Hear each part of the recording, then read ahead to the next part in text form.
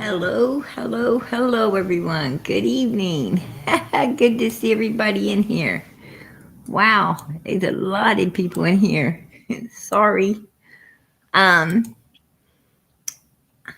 I'm that dude. H IPG. I love your channel. Hey, you're number one tonight. I appreciate that. God bless. Much love. Miss Justice number two. Love you, PG. Hey, girl, you know I love you guys too. Absolutely. God bless. God bless. You are number two in here tonight. And let's see. All right. Jersey Devil number three. You're number three. Hey, PG in chat. Hello, hello, hello to you. Hello to you. Oh, that is beautiful. I'm that dude. Hey, that is beautiful. God bless. I appreciate the Purple Hearts for summer. Absolutely. And wise old lady, you are number four. You are number four in here. What's up? What's up with you? What's up, girl? Good to see you in here. Good to see everybody. Let me see. Beautiful sunflower. Good to see you. I said the same. Candus did that on purpose last night. Oh yeah. Oh yeah. I'm gonna tell you. Do tell, do tell. Oh yeah. Candus got it. She got it bad for Ernie right now, right? She got it really bad for Ernie. Um, that's the truth. That's the truth right there. But she opened and Don knew. You could tell. You could tell on his face he knew, right? Hey, just chillin'. What's up, PG? Lon's in chat. Hello, hello, hello, hello to you, sweetie. Good to see you in here. Good to see you. Absolutely. Deputy Sheriff, good to see you, hon. Hello, everybody. Hello, hello, hello, Deputy Sheriff. God bless. Much love. Robin, how you doing, sweetie? How you doing? I'm trying to get down through here, you guys. Texas Brat, I appreciate that. Good evening, everyone. PG, much love. God bless. Summer's Army, everyone in chat. Hey, I appreciate that. That is beautiful. That is beautiful. Hey, Carla, how you doing, sweetie? Melissa, how you doing? Let me go on down through here. My three girls, how you doing? There. Where is Candus live? Oh, she was live last night on her channel. Hey, Big, how you doing? Good to see you. I'm getting down through here, you guys. Hey, Arctic, how's it going? Good to see you. Welcome, everyone. Please be respectful in chat. Enjoy the show, and please hit the thumbs up for Summer's channel. Amen. Absolutely. God bless. I appreciate it. Here's Angel Girl. Let me get on down through here. There's Stephanie. How you doing, sweetie? How you doing? Good to see you in here. And there's Karen, Brenda, Pink Banjo. Beth Ann, how you doing, Karen? Blue Bella. Oh, that is beautiful. Absolutely beautiful. Candus focused on a run on her live. Yesterday, yeah, he sure did. Hey, Candy, how you doing, sweetie? Purple Hearts for Summer. God bless. Hoot there. Purple Hearts for Summer. Oh, that is beautiful. Good evening, PG and Mons. Purple Hearts for Summer again. I appreciate that. God bless. And let me see. I hope I'm not missing no one. And hey, Dartmouth, how you doing, sweetie? Says hi, PG chat. Much love to you all. Oh, much love to you, girl. Much love to you. Daily Tab says, I miss you all. Hey, girl, we miss you. We miss you guys. When we're not in here, we miss you guys. Molly, how you doing? Donald had that look on his face like, why are you doing this, Candus? Yeah, right? That is the truth. That's the truth. Hey, Moon Angel, how are you doing, sweetie? She focused her camera on a certain tree. Uh-huh. I didn't see Summer Swing. I didn't see Summer Swing, so I'm pretty sure that hey Cindy, how you doing? All the purple hearts, Don. I appreciate them. I appreciate them, you guys. That is beautiful. Um, yeah, I did not. Hey, Kathy, good to see you, honey. Joanne, how you doing, sweetie? Yeah, I did not see the swing, you guys. And they had. Can you believe they had that poor puppy out there chained up in the rain? It's like pouring rain. They don't. I didn't see no doghouse, no type of doghouse, no type of shelter out there for that puppy. And they just had it like tied to that tree, right? Chained, not tied. They had it chained to that tree out there in the pouring rain. And I was like, oh my goodness.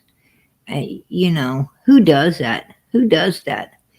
I mean, if you're going to have a pet, right, and you're going to chain it up somewhere, at least have a doghouse where to vacate in, through the rain and the sleet and the snow and, the weather, the hot heat, right? Give it a place of shelter. Wow. They were just, they are so abusive, so abusive to animals, humans. It don't matter. These people don't have no feelings, right? They don't have no feelings. She came running out there. She came running out there. Here we go. Here we go. She takes a picture. First off, she takes a picture of their vehicles, right? And some chairs sitting here. I don't know why the hell this chair's just, oddball out, right? Some oddball out chair right there. And then she comes running out there. Look at this. There's the puppy chained up to that tree. The puppy's chained to the tree. I don't see Summer Swing anywhere. I do not see Summer Swing. So I guess it's true. I guess it's true about it being gone. I don't know. And they always got these totes, right? They always got these totes hanging around that house. I don't even know why. But they do.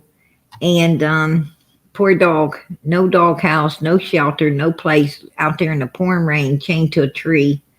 Unbelievable. And she goes taking herself out there, right? She goes taking herself out there. And within a couple of seconds, she comes flying back, right? Like, she don't want to be out there, right? She don't want to be out there in that muddy, cold-ass rain. Why are you sticking the dog out there? There she is, like, oh, guys, I run out there. No, you ran right back into the house. You ran right back into the, see, no swing. No swing on Summer's tree. Maybe that's what she wanted us to see. Maybe that's what she wanted us to see is right here. No swing. No swing, you guys. Maybe that's what she wanted you to see. I don't know. Maybe that's her way of, saying, look, the swing's gone. Oh, I don't know. I don't think I could have ever took that swing down, ever. But there she is, ran back in the house, right? She ran back in the house. She didn't want to get that cigarette wet. And, act like everything's okay, right? And she runs back in the house and she looks over talking to Donald and look at Donald. He's like, what the hell you doing? What the hell you doing? I didn't even know you're live. I had no idea you're live. What you doing? Well, we know what she was doing. She was hoping Ernie sees her live, right? She's telling Ernie, I need to talk to you. Hit me up. I need to talk to you. She's out there doing a live, right? Hoping that Ernie showed up on it. Hoping he'd show up on her live. He didn't. And Donald's like, I know what you're doing. I know what you're doing, Candus. You put out that you're single. You've been hitting Ernie up. Now you're trying to do a live, to get these people over there, and you're gonna cut it short. You're gonna cut it all short because who you wanted ain't gonna show up. And yeah. And he got busted, right? He got busted on the internet looking at people's videos, right? He's out there. He's got that laptop up going through, everybody's videos, seeing who's saying what, right? He's keeping up with it. And his daily routine, keeping up with everything on YouTube. Absolutely. He got busted doing that.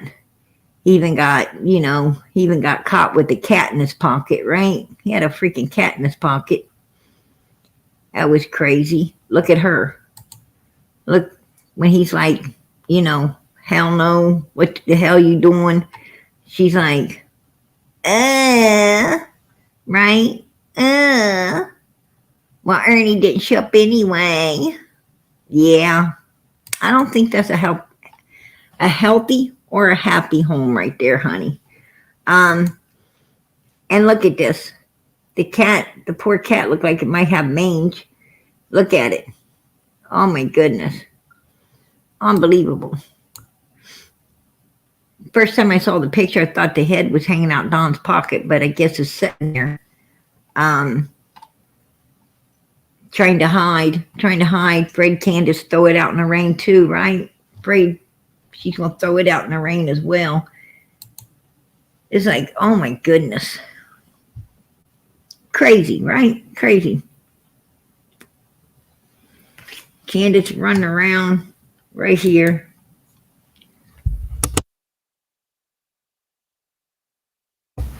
Hey, Ernie, holla at me, baby. Can't you holla at me?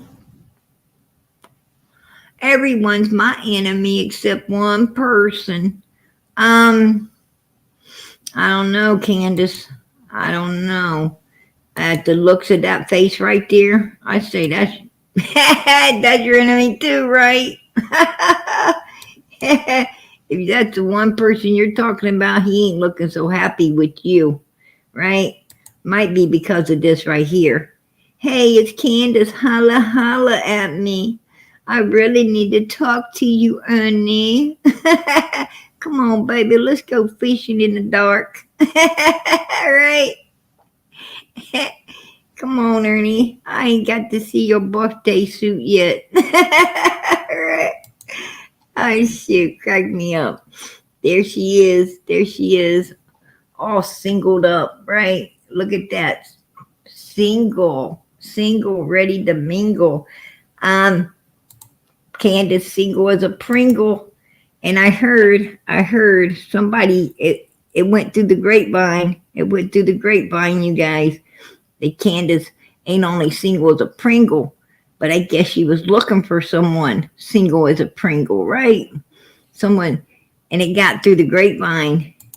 Kathy, the friend's like, I'm single as a Pringle, Candus. If you're looking for somebody single as a Pringle, baby, call me. Right? Oh, shit. Oh, God. Right?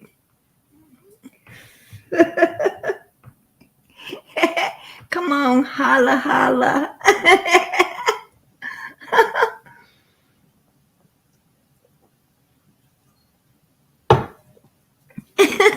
Right? She like, bitch, I don't want you. I'm trying to get Ernie. What you doing? Popping up with some Pringles? Right? What you doing popping up with those Pringles? This ain't about you. Right? Cancer, this ain't about you, bitch.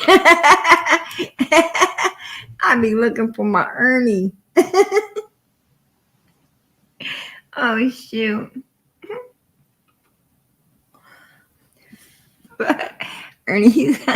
Ernie's like, I ain't going round two. I ain't going round two, y'all.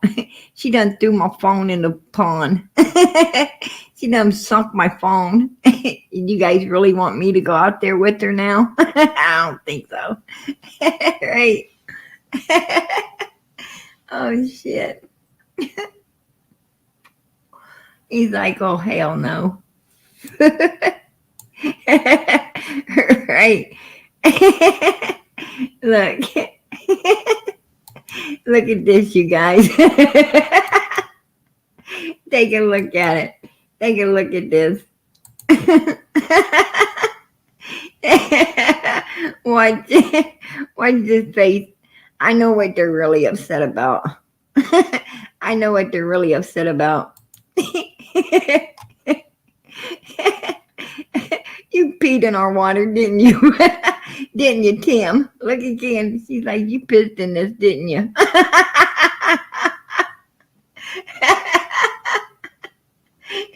Yeah.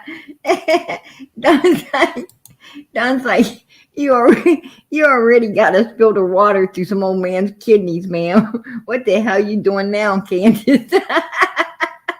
Right? You done had us drinking water filtered through some old man's kidneys. That's some funny stuff, man. Right? That's disgusting. Oh, God. Hey, Carrie, good to see you, hon. Good to see you. Yeah. That stuff cracks me up, you guys. Cracks me up. You can't help but to laugh at these people, right? You can't. They're just too damn funny. Oh, God.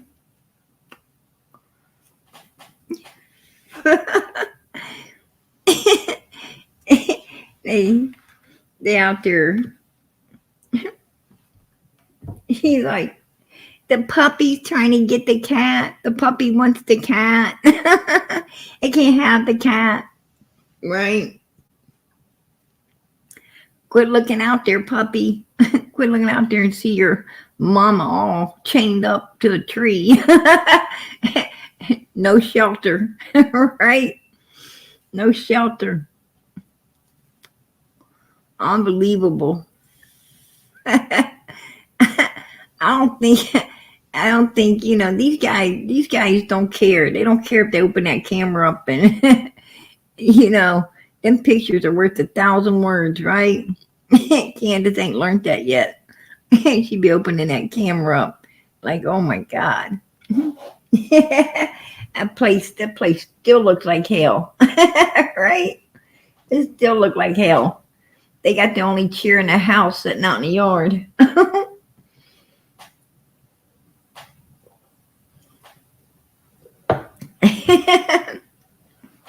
Yeah. PG's comedy show. Right? That's PG's comedy show. It cracks me up.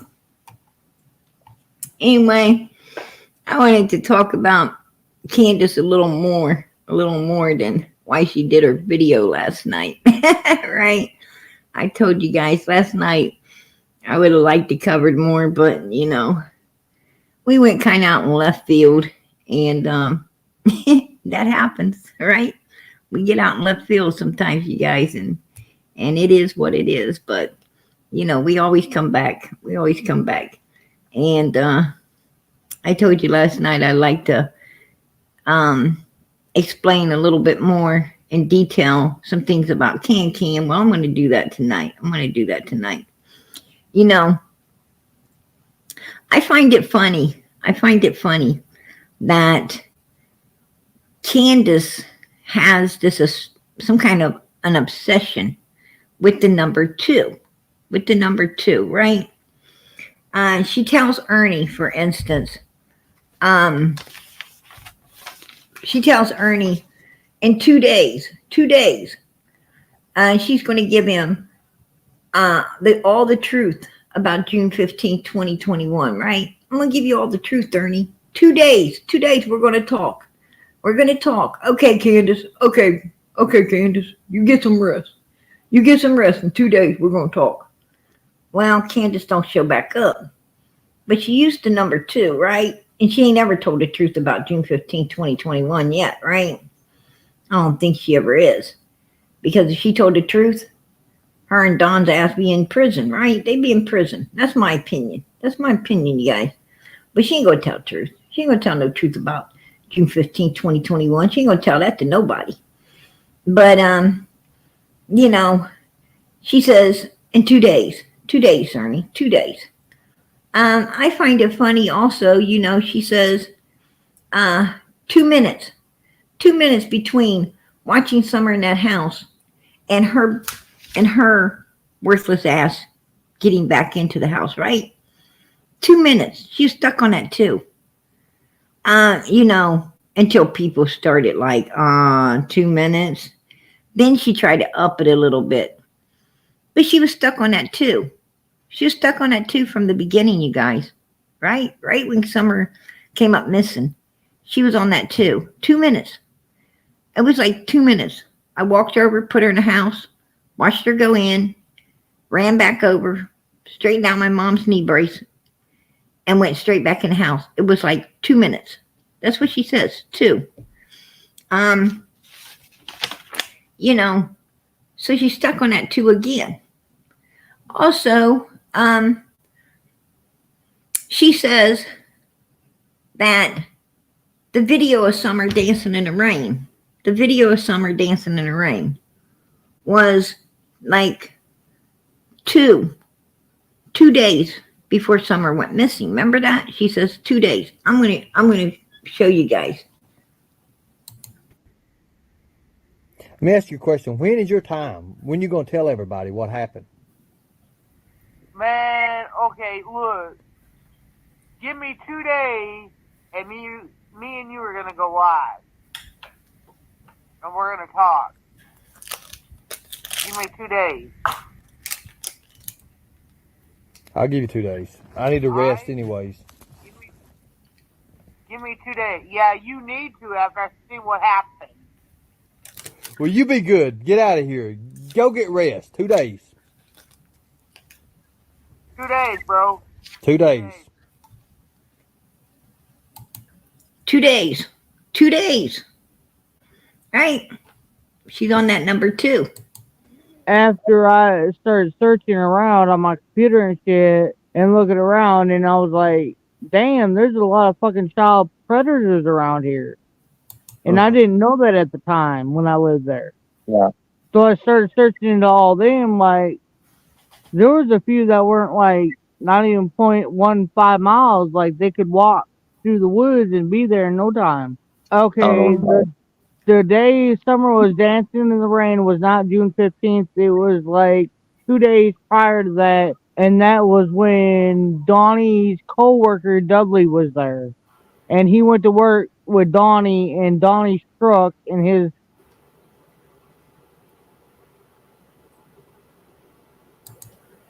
It was 18 days. It was 18 days, Candus, before Summer came up missing, that she was dancing in the rain. Not 2 days. 18 days, Candus. Not 2. What is up? Yeah, what's up with the 222, right? What's up with this 2 shit? I don't know. And there's got to be something significant about that 2. Something significant about the 2, right? There's got to be something, you know.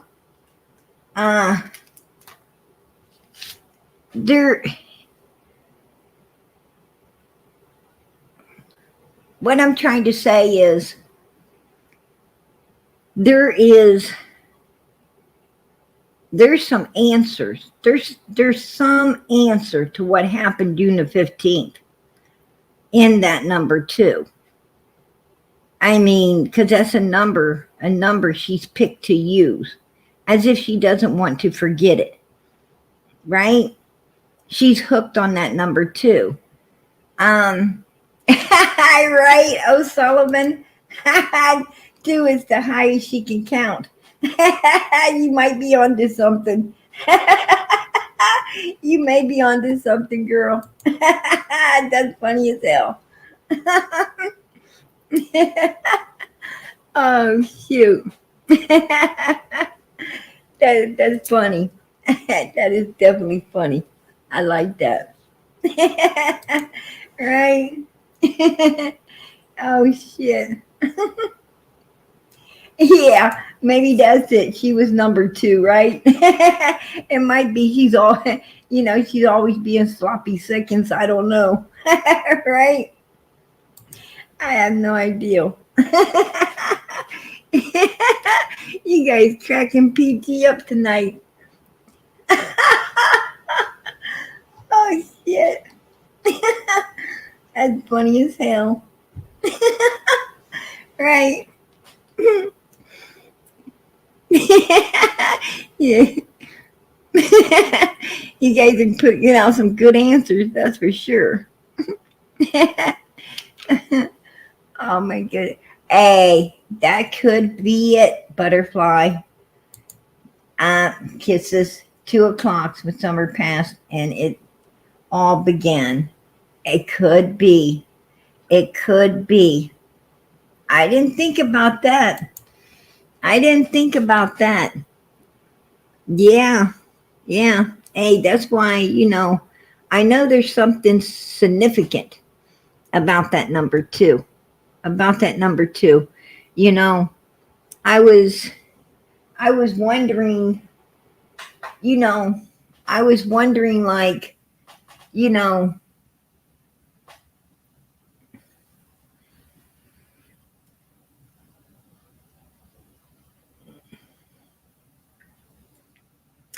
that number 2 has something to do with something. It has to have something to do with something because she's been on the 2-minute, she's been on the 2-day, she's been on, the 2-day with Ernie, 2 days before with the video. Just too much 2s, right? And I mean, you could be right about the 2 o'clock. The 2 o'clock. Hold on. Let me do some math on that one. Let me do some quick math on this.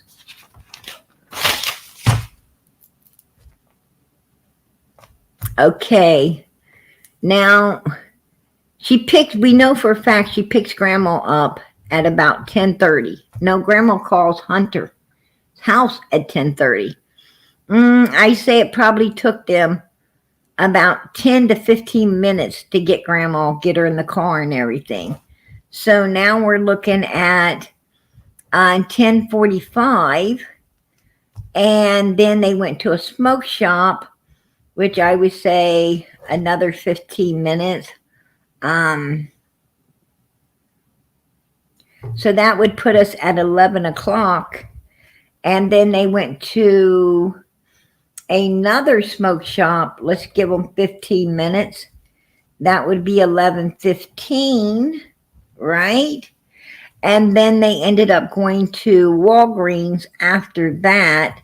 So at 11:15, they're heading to Walgreens. They probably got there, I say arrived at Walgreens about 11:30-ish, around 11:30. They're dropping off the prescription. Usually you got to wait in a line. So that would, let's give them maybe 20 minutes. We're going to give them 20 minutes with that. So now we're at 11:50. By the time they got to Warriors Path, it would have been around, I say, 12:15.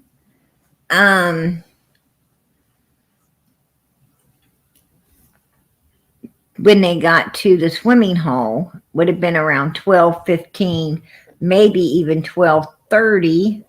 So, and they were there.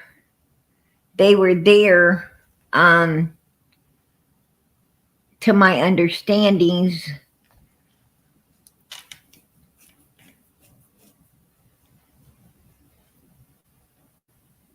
from what Candus says, they were there about, she said 15 to 30 minutes.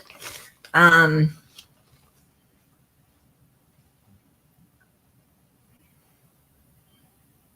time frame ain't working out. The time frame ain't working out.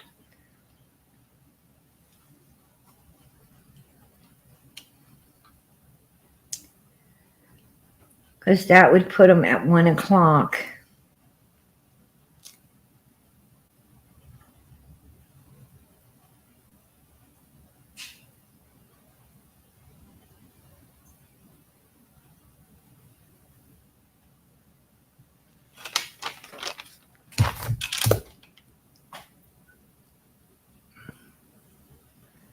I'm trying to fit that 2 into earlier that day.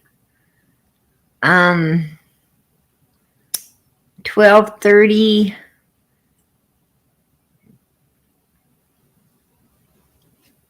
I say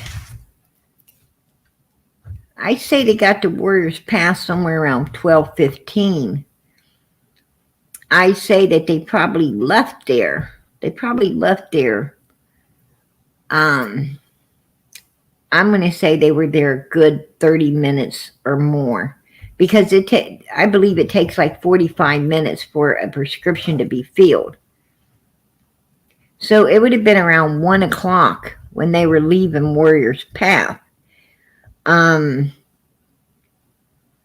then they went back to Walgreens, which would have thrown them to 1:30. And then they went to Sonic's, which is, right there, right? That would be nothing. So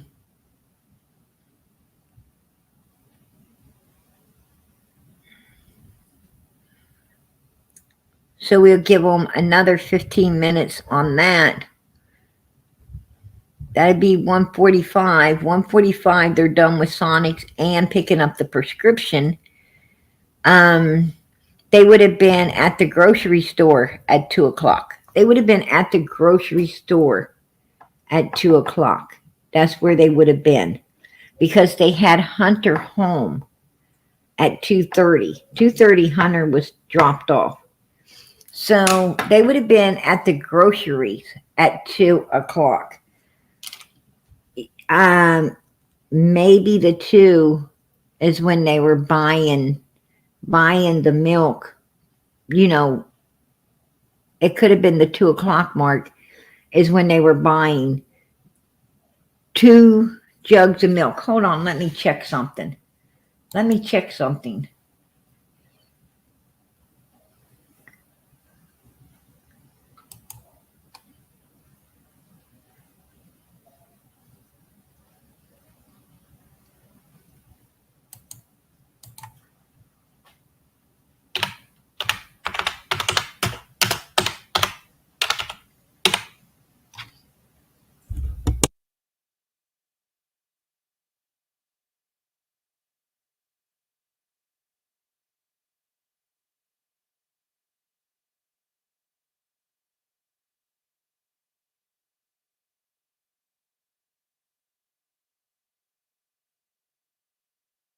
Yes, absolutely. 2 jugs of milk. She's propped up on 2 jugs of milk.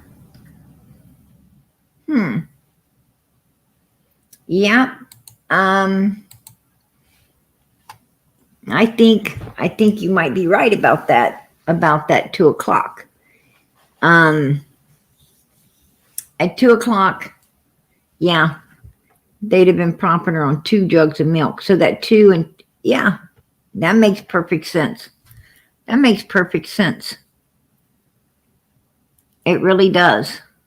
Because that, if you were buying 2 jugs of milk and you seen that it's 2 o'clock, that would always stick in your mind.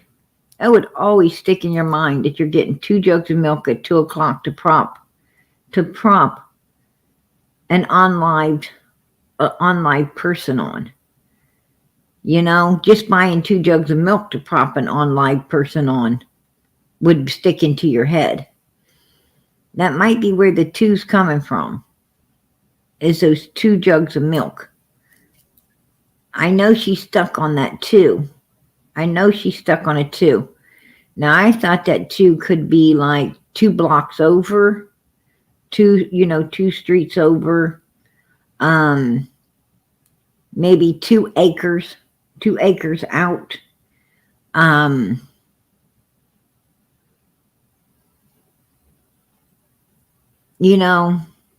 Past 2 oak trees. I thought that it could have some type of significance like that upon it, as to possibly where Summer could be located. But you could be right. It could very much be the 2 jugs of milk, which would be significant. It would be significant because that means Summer definitely wasn't with us. And if Summer wasn't with, and Allie, when she was talking to Chris M., Allie had said, I don't know if she was alive on those milk jugs. I'm starting to think she wasn't alive, is what Allie said, right? Allie was telling Chris, I'm starting to think she wasn't alive on those milk jugs. And Chris was like, reminded Allie that, Hunter was there, kind of like, wouldn't Hunter tell you? And then Allie changed it. What I'm saying is Allie's like, I'm pretty sure Summer wasn't alive on those milk jugs, right? But then Chris reminded her of her son, and then she's like, ooh, I got to pull back on that one. I got to pull back on this. But,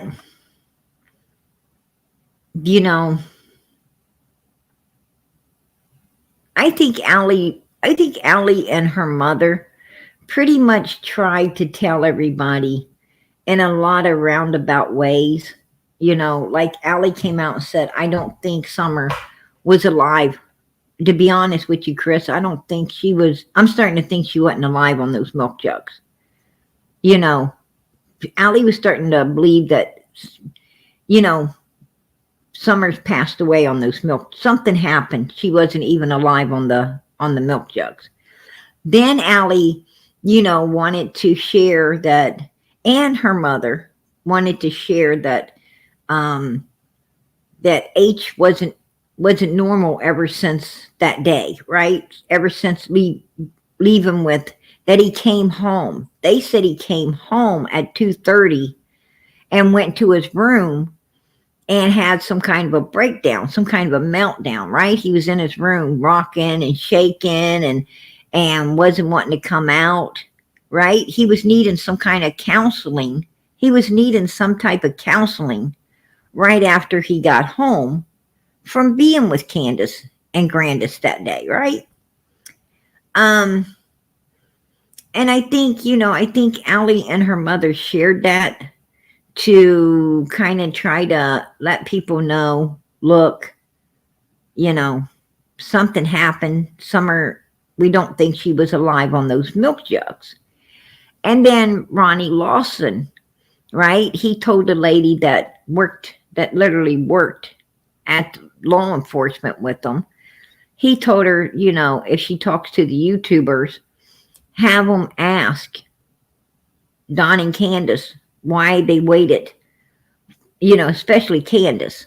Why did you wait 4 hours to call law enforcement? Well, 2:30, 3:30, from 2:30 to 3:30 12:30, from 3:30 to 4:30, 4:30 to 5:30, 5:30 to 6:30. So they were believing that when that boy got dropped off, Summer was already, already unaligned. Even law enforcement, is believing this in a sense. And Don took off after Summer disappeared too, for a hot minute. Robin and Tim made him come back to Candus facts. No, that wasn't true. That wasn't true. Voices behind the wall. I know what you're talking about when they said that Don took off. Don was in the basement. He was down in the basement. Yeah, he was, he was hate up. Absolutely. He was hate all up on some substances. But he was in the basement. I know that for a fact.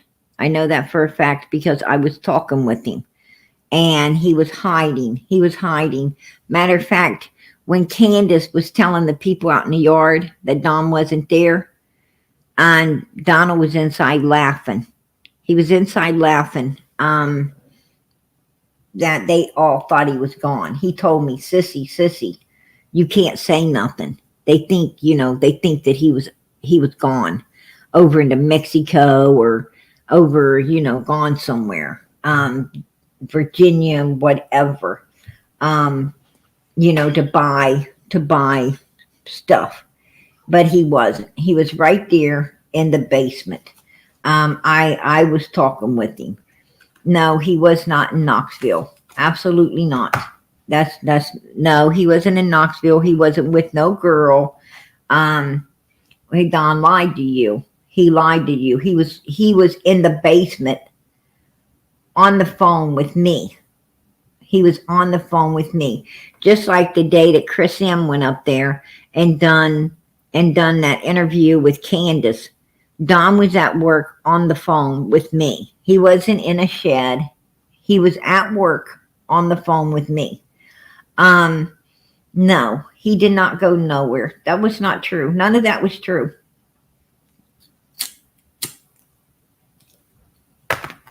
Don and Candus was playing so many games. That is why, I came out.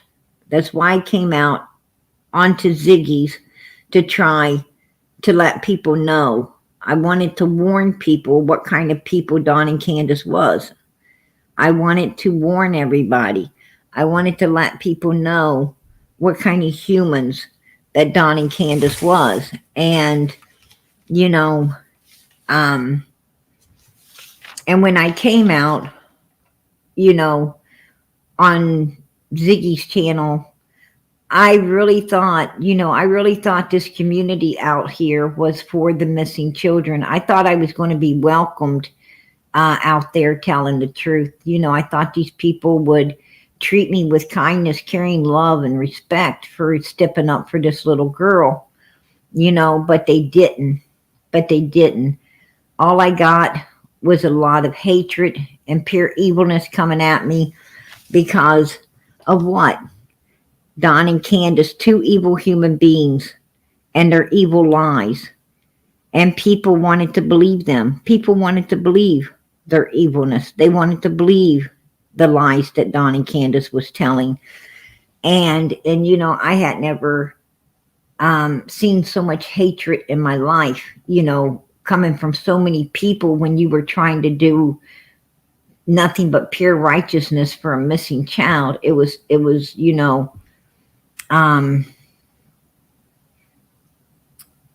super, shocking. It was super shocking. And for me, what I'm saying is I've seen a lot worse evilness in this world in real life. In real life, I have seen a lot of evilness, because in my life I've been in a lot of pools of evil people. And, so in real life, yes, I have, I have seen heard and sustained, you know, a lot of ugliness in this world. But in a community of people who proclaim that they're for, pure righteousness and kindness and caring of missing children, I could not, it threw me back. It threw me back that they didn't seem to care at all. That they want, what they cared about was attacking humans and belittling someone and trying to destroy a righteous human's character for a couple of pure evil suspects that after 3 years could not even, still cannot clear themselves from their own daughter's missing case. And, that was quite overwhelming. It was quite overwhelming, for me to expect one thing and, get totally the opposite. And, but it was a lesson. It was a lesson learned, right? A big lesson learned. That's why good people, righteous people, don't want to come out. They don't want to get involved, right? They don't want to. I mean, a lot of people just couldn't sustain what people did to me. The average person, would have actually, they would have actually probably ended up with, PTSD from, all of that. They would have probably had a lot of, issues, dealing with people coming at them like that and trying to destroy them the way that, they tried to come at me and destroy me. Most people wouldn't have held their ground and fought so hard like I did to get the truth out there. A lot of people had just walked off and not even tried again. But, I was determined. I was determined to overcome all of that evilness and, get the truth out for Summer Moon Utah Wells. And that wasn't possible. That wasn't possible on Ziggy's channel because that channel was just too evil, too full of evilness, and we had to start Summer her own channel, right? We had to come over here and start Summer her own channel in order to get the truth out. And at that point, God sent all the good people, Summer's real people, the people who really loved this little girl over here to support and to listen and to care and to find the truth for her. And, I thought that was amazing. I thought that was absolutely amazing that, to see God work the way he worked, because this isn't something I would normally do. It isn't something I would normally do. But God put us here, and this is what we're doing. But the Wells were lying, bottom line, facts. Dom was not in any place other than that damn basement. And Candus was outside lying her ass off, and she knew she was lying that ass off when she lied. Those are the games they were playing with people. There was many, many, many games. A lot of the games we have forgot about, right? A lot of the games we have forgot about, like Dawn putting the doll baby in the tote, right? The doll baby in the tote. Calling Mary up and doing what they did to Mary. Making false accusations about Summer being in a pond over on Jody Sue's property. Remember that? Having law enforcement up there. I mean, so many dirty little things, And Dom was always laughing. Watch me go, mess with this creator. Watch me mess with that creator. Watch me do this. Watch me do that. Laugh. Just always one game after another. That was their sick bonding. That was Dawn and Candus's sick bonding. People who get something took away from them by a complete stranger does not act the way Dawn and Candus has been acting. They do not act the way the way Dawn and Candus has been acting about Summer. What I'm saying is, if a true stranger would have went up there and violated them and took their daughter away. Hey, Seeking Truth, I appreciate that. Thank you for all you do, PG. Love and God bless. Hey, girl, God bless. I appreciate your support for Summer's channel. Hey, I definitely appreciate it. God bless. The point being is, anyone that's been violated like that, they've been violated by a human and their child taken away from it by a stranger, they're not going to act the way Dawn and Candus's act. Dawn and Candus is acting the way they act because they know, in my opinion, they know exactly what happened to Summer. They know exactly what they have done. And they're okay with it. They're okay with it. There's some sinister, evil people. Hey, Australia, I appreciate that. God bless. God bless. Oh, super sticker. Ding, ding, ding, ding. I appreciate it. I appreciate it, you guys. Don't know how much PG appreciates you helping me keep Summer's channel going forward. God bless. But yeah. Nobody's going to act like that. When you've been violated, when you have been violated by a complete stranger, right? You're angry. You're upset. You're going to go, your mind, body, and soul is going to go 90. It's going to go 90 wherever it has to go to get this problem solved, because you have a need to know who this evil being is that has just violated you in such an evil way. And you don't act like they acted. You act the way they act, when you know, and nobody else, you feel that nobody else does. What I'm saying is, Dawn and Candus has always had too much peace in their mind, bodies, and soul. Too much peace in their mind, bodies, and souls to have had their child taken away, by a stranger. To be violated the way they would have been violated if that would have happened. They have not been violated at all, in my opinion. Well, that's also Ronnie Lawson's opinion too. He said no signs of an abduction, and I believe him. Dawn and Candus themselves was telling law enforcement that Summer did not wander off. She did not go away from that swing. She did not go out of that yard. They let them know right off that, our child is nowhere around here. Our child is nowhere around here. Well, if you know that your child ain't nowhere around here, lost, then you also know where your child is. Right then and there, I would have prosecuted them.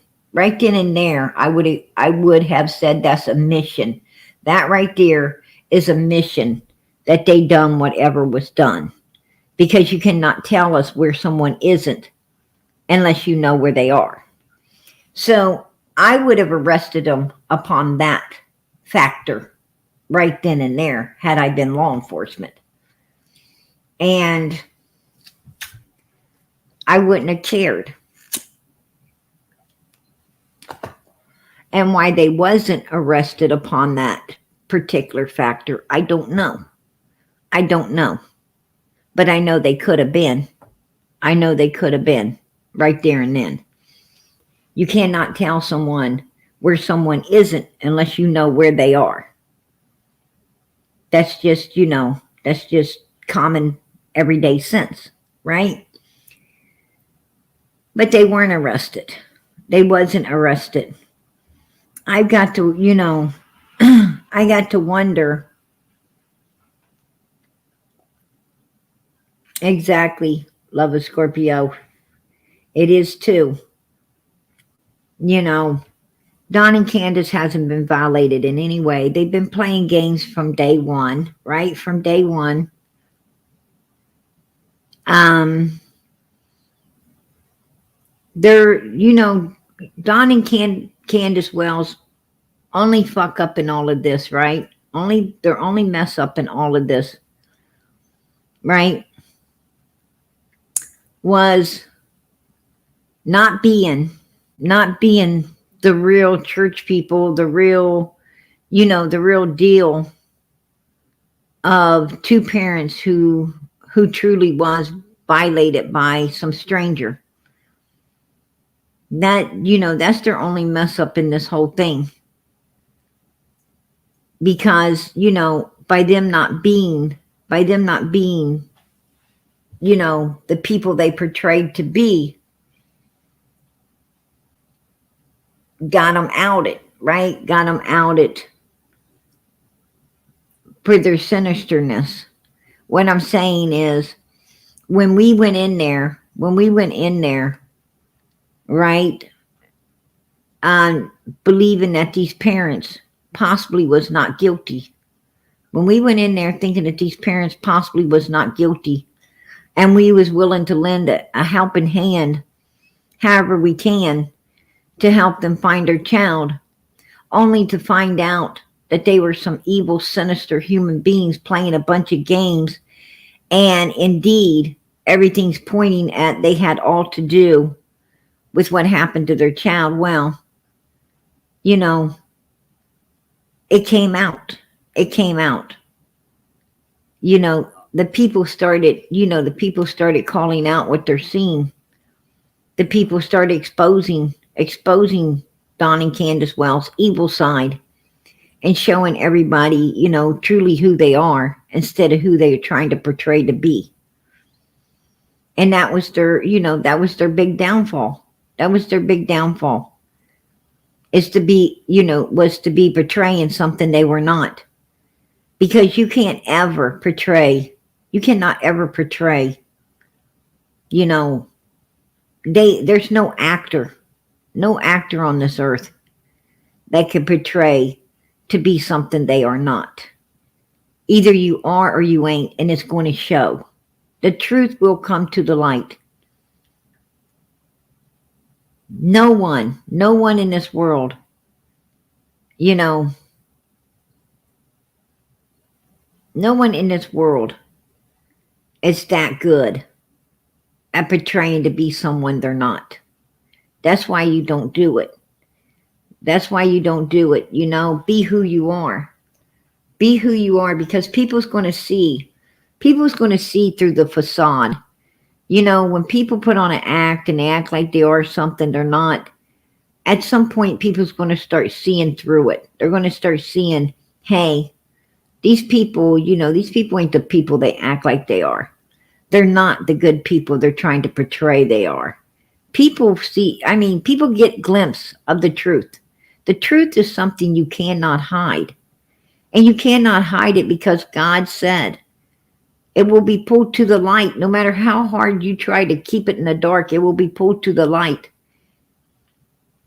And it always is. It always is. The truth always comes to light, you guys. And it came to light on the Wells. It came to light on the Wells through me. It came to the light, through other creators who were in there, and that finally, decided to speak up and tell some truth about the Wells once they didn't have them in their pocket anymore. It's been coming out. Matter of fact, it's pouring out, right? It's pouring out from so many people that the Wells has portrayed to be, friends with, just to try to keep the wool over these people's eyes. And when they see that, these people are seeing the true them, like Allie and Cam, for instance. Allie and Cam seen the true Don and Candus Wells. Allie and Cam know who the true Don and Candus Wells was, right? Well, they didn't care. They didn't care who Don and Candus was until they lost them. Once they lost them, Cam started, started telling us some of the, he started telling some of the dirty secrets, right?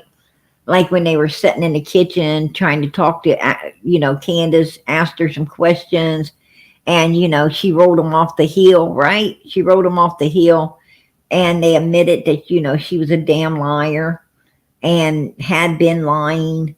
So the truth was pouring out from all different directions after a period of time.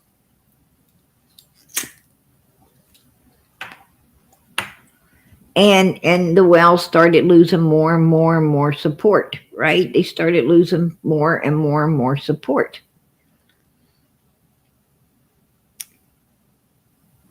But they feel like, they still, I don't know how they show their faces.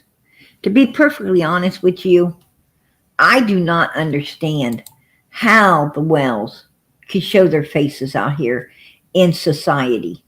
I don't know. How the hell do you do something so sinister to your child? How do you do something so sinister? And we know that it was something sinister because of the, who and what and how these people are. We know it was super sinister, whatever it was. But how the hell do you show your face out here? I mean, how does Candus have the audacity to open up a camera at all? How does she have the audacity to show up in anyone's life out here? How does she have the audacity to even show her fucking face in public after what they have done? So damn sinister to a 5-year-old. How the hell she show her face when it's been 3 years and they're the number one suspects who cannot clear their damn selves in their own missing daughter's case? How does she still open a camera and show her ugly face when this beautiful blonde, blue-eyed, 5-year-old little baby, innocent child that did not deserve anything they ever done to it, is completely destroyed and missing?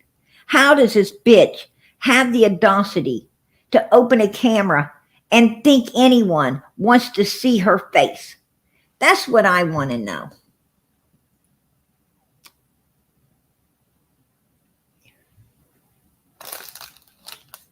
How? Somebody answer that.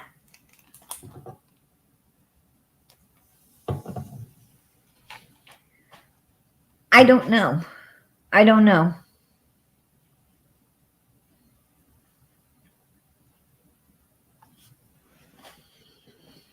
I believe it was Kathy in the vehicle that day. That's how she got the box. It could be.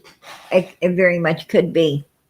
I'm going to tell you something about that Kathy lady. I don't know if this Kathy lady knew the Wells prior to what happened with Summer or not. I know there's something weird about this Kathy lady and her husband, her family, right? Because the normal family don't bring in some number one suspect in their own daughter's disappearance and keep them for months and months and months inside their home. That's disgusting. That's like harboring a fugitive, right? That's like harboring a fugitive, if you ask me. Normal people do not bring dangerous fucking criminals in their house and keep them for months and months and months, unless there's something seriously wrong with you. There's got to be something, you're obviously not all there. If you bring someone in your home around your child that, is a number one suspect in their own child's disappearance, how the hell do you lay down at night and sleep with something like that under your roof? I don't know. I sure in the hell wouldn't let it under mine. I wouldn't let that trash in my home at all. Period. I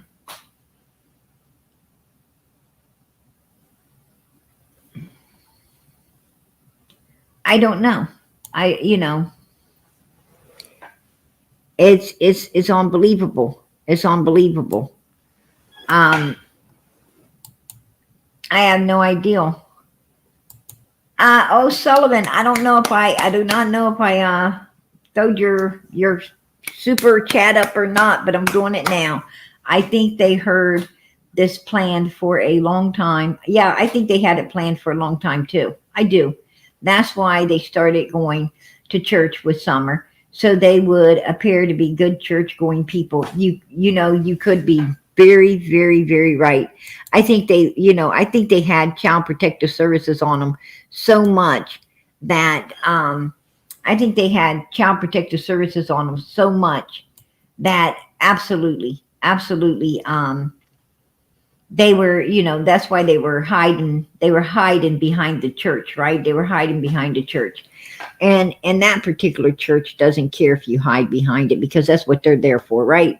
That's what they're there for, is to hide fugitives, right? That's a church that tells you, hey, it's okay to be a fugitive. It's okay, to be an evil, sinister person, and and come here as much as you want, and we'll protect you. That's the kind of people they are, and always have been, right? Read the book. Read the book that read the freaking nightmare that Don Wells put everybody else through, right? That he put Molly Golightly through, and Bullhorn, and the rest of the people up there that was wanting to have an opportunity. He said, read this book and I'll meet up with y'all and talk to you. Well, I read that book as well. And let me tell you something. Yeah, you need to read it. You need to read that freaking book he wanted everybody to read, because I'm going to tell you something. It's a real insight on how sinister that church is. That's what it is. It's a real insight on, that particular church. I wouldn't join that congregation if you paid me. Period. I don't believe in that kind of stuff. I don't believe in it. I believe that, you need to pay your debts to society. If you're an evil human being, you need to pay your debts. The families that you do evil stuff for, they have a right. They have a right to seek justice. They have a right to get justice. They have a right to feel that wrong that's been done to them is satisfied through that evil person being taken off the street so that they cannot hurt anyone else anymore. What I'm saying is, you don't seek justice on someone. You don't seek justice on someone because you hate them or you dislike them and what they done and all of these things. Of course you don't like what they did. But the reason you seek justice is so no one else gets done like that. You want that evil off the streets because you don't want to see anyone else hurt. You don't want to see anyone else fall in the danger that person has already put other people through. But that church, feels like, and you don't have to pay your debt to society. You just come here and we'll protect you. And, and that leaves, it leaves the field open for these people to do it again and again and again. And keep getting, a pity party for, their pure evilness. Oh, honey, it's not your fault you're evil. It's not your fault you're evil. At some point, you'll stop doing this evilness. It's okay. No, it's not okay. You need to think about, if that man that was out there in that wooded area, destroying members of other people's families, right? He's out here in the woods and he's unliving, innocent people and robbing them and doing other sinister things to them as they come through those woods, right? He pounces upon them and he does evil things to these people and unlives them. And their families that count on these people and love these people, they find out that their loved ones disappeared. They're gone. They don't know what happened. Or even if they find them, they find their loved one and able to put them away. The point is, another one comes through that woods. This particular evil human does the same thing to another one, and just runs to this church and hides out for a while, getting food, getting clothes, getting pat on the back, getting a pity party for being evil. Right?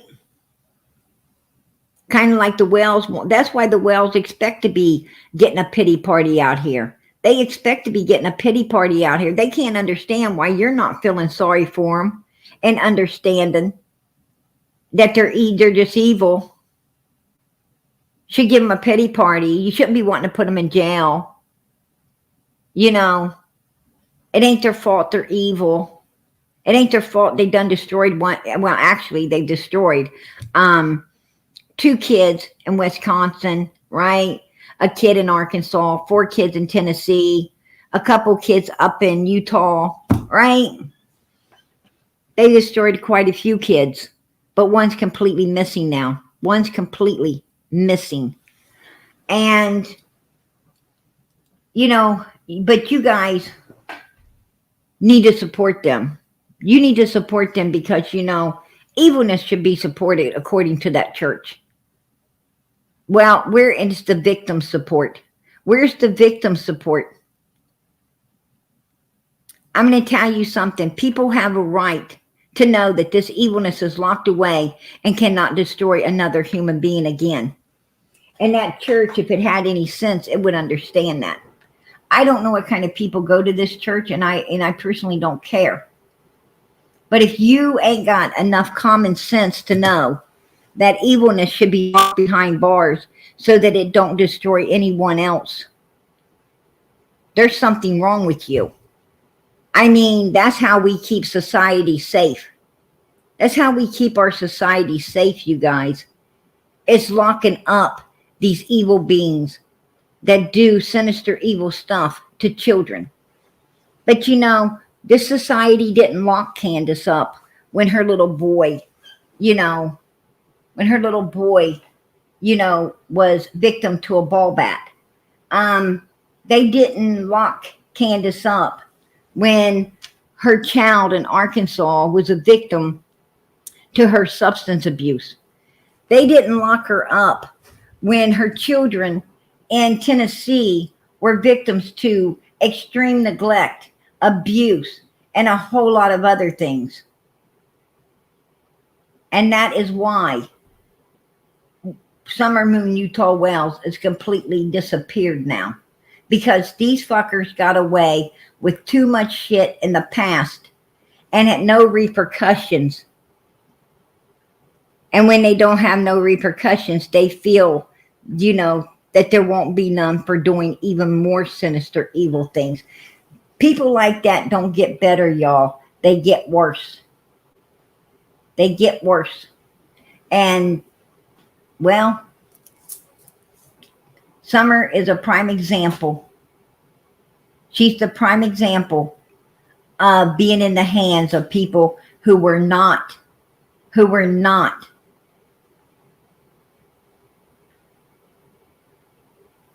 put in their place with the law long before this happened. That's all I can say.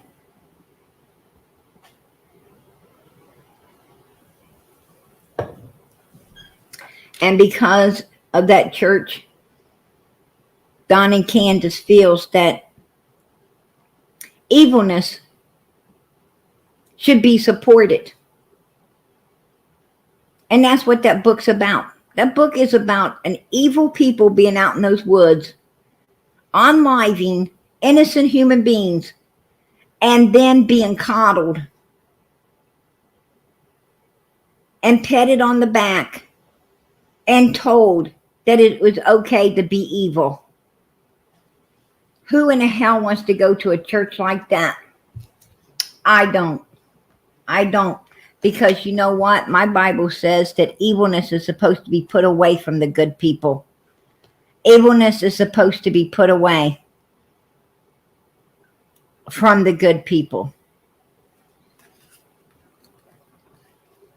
Righteous people ain't even supposed to be anywhere near evil human beings.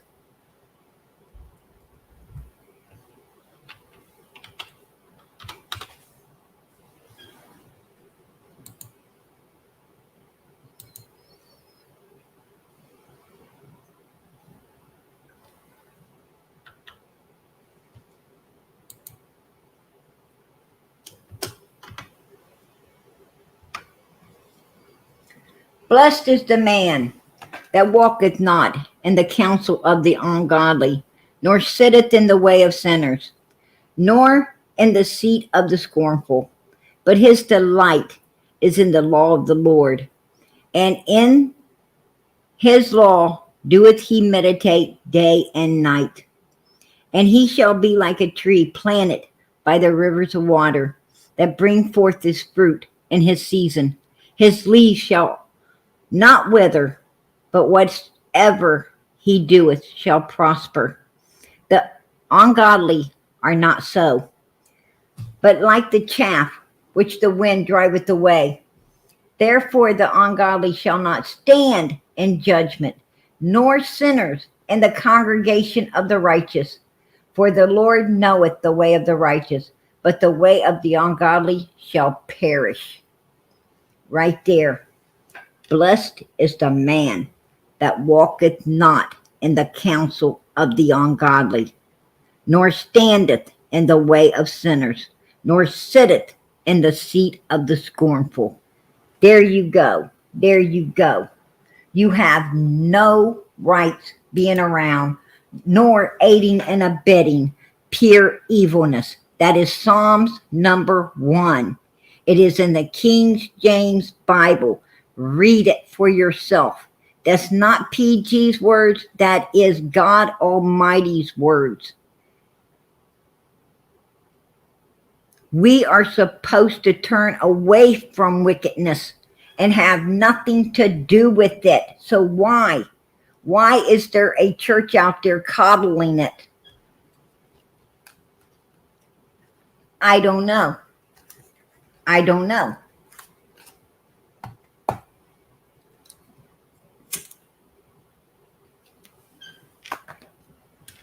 I have no idea. I am not going to advocate for wicked, evil human beings that destroy a 5-year-old little girl and play sinister games and expect everyone to support them instead of the victim that they have destroyed.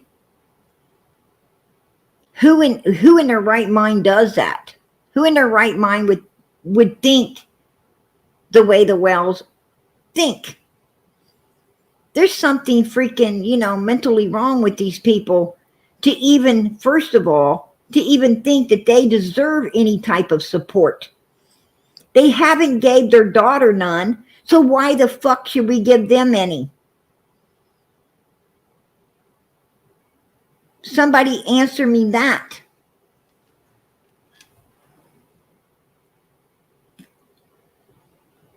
Answer me that, you guys. I don't know. I don't know. I don't be hanging around with evilness. I don't be hanging around with evilness unless I'm trying to figure out how to help someone like Summer. Now, I'll walk through hell to get answers for righteousness. Absolutely. But that's the only way. That's the only way I'm going to be around any type of evilness, is to get the answers, to get the evil humans prosecuted and off the street so that the righteous can live safely. And that's what we need to be doing. All of us need to be backing our law enforcement. All of us should be standing strong for pure righteousness. If someone does wrong, they know they did wrong, then they need to, pay the consequences for their wrongness.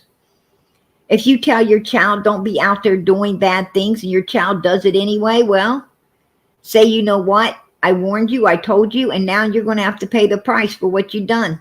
Don't come crying to me. I told you. You didn't listen. Well, maybe next time you will. And if it doesn't learn, then you got to put that evil away from you. You got to put that evil away from you. I don't care if it's your child. I don't care if it's your brother. I don't care if it's your sister, your neighbor, your best friend. I don't care who it is. If they cannot be upright, God-fearing, upright citizen, then you don't want nothing to do with them anyway. You should not have nothing. All you're going to do, I'm going to tell you, when they go doing bad things to other people, it won't be long they'll be doing it to you. Evil people, I'm going to tell you, there's no honor amongst thieves. There's no honor amongst liars. There's no honor amongst evil human beings. Evil human beings do not care who they destroy. You think just because you're their mother or their sister or their family that you're safe? No, you ain't. You're not. You just haven't got nothing that they want yet. But the second you get something they want, you're going to be the victim next. You got to remember that. There's a whole lot of mothers out there right now, a whole lot of mothers getting their pocketbooks robbed by their children. There's a whole lot of mothers out there that has to bar the doors to keep their own kids out. There's a lot of parents out there right now praying that their kids don't visit because they don't want to see them.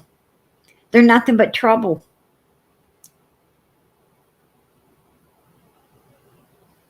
There's a lot of parents praying that someone takes that evil kid they got that they're having to keep up, that backtalks them and backmouths them and they're a little bit afraid of, off their hands. There's a lot of parents wishing they could move to another country just so they don't have to put up with their kids anymore because they're so bad. Lying to them, stealing from them.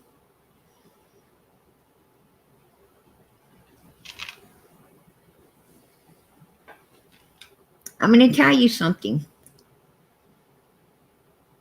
You don't want evil in your presence. God warned you. God warned you about it. And when bad things happen, you need to blame nobody but yourself. Because that Bible is a book to live by. And if you're living by it, your life will be great. If you're not, it won't.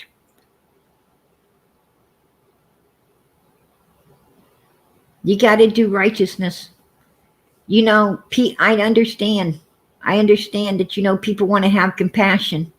They want to have compassion, but we ain't got time to be having compassion for no evilness. We should have compassion for ourselves because we're the victims to evilness. Right now, I bet everybody in this chat's got their windows and doors locked, their ears open, listening to see if they hear anything. I bet you right now,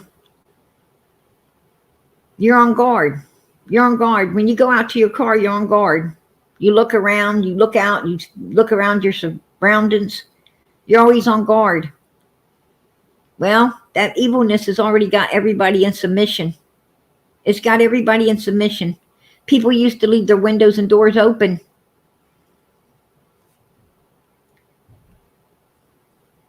They left their window. They sit in the house.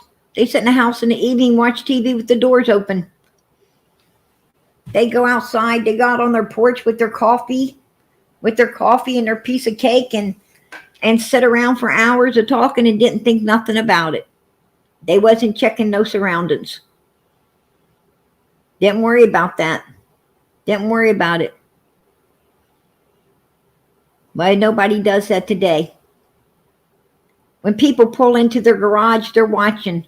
They're watching the back of their car to make sure nobody comes in. That nobody comes in that garage behind them. Why? Because they've seen where people's pulling into the garage and somebody gets down, crouches down behind the car and goes into the garage with them. They shut the door. Next thing you know, it's all bad. Because some evil person is inside that garage with you now.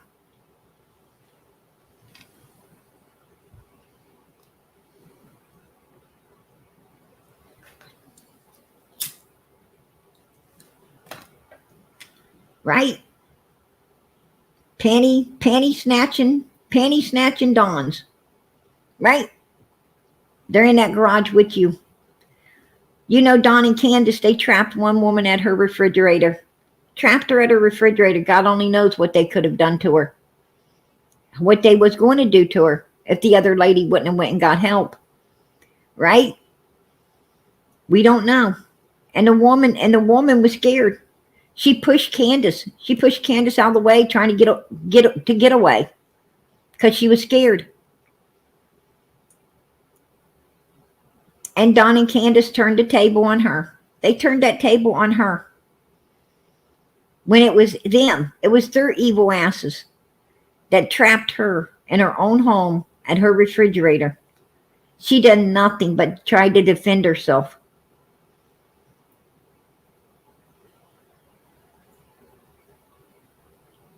These people have been evil for a long, long time.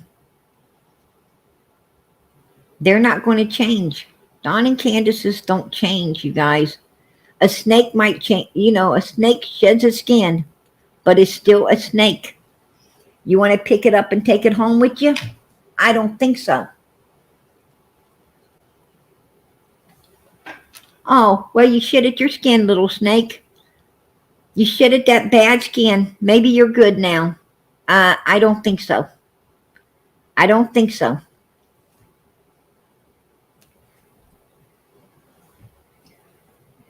And you know, that's what snakes want you to believe.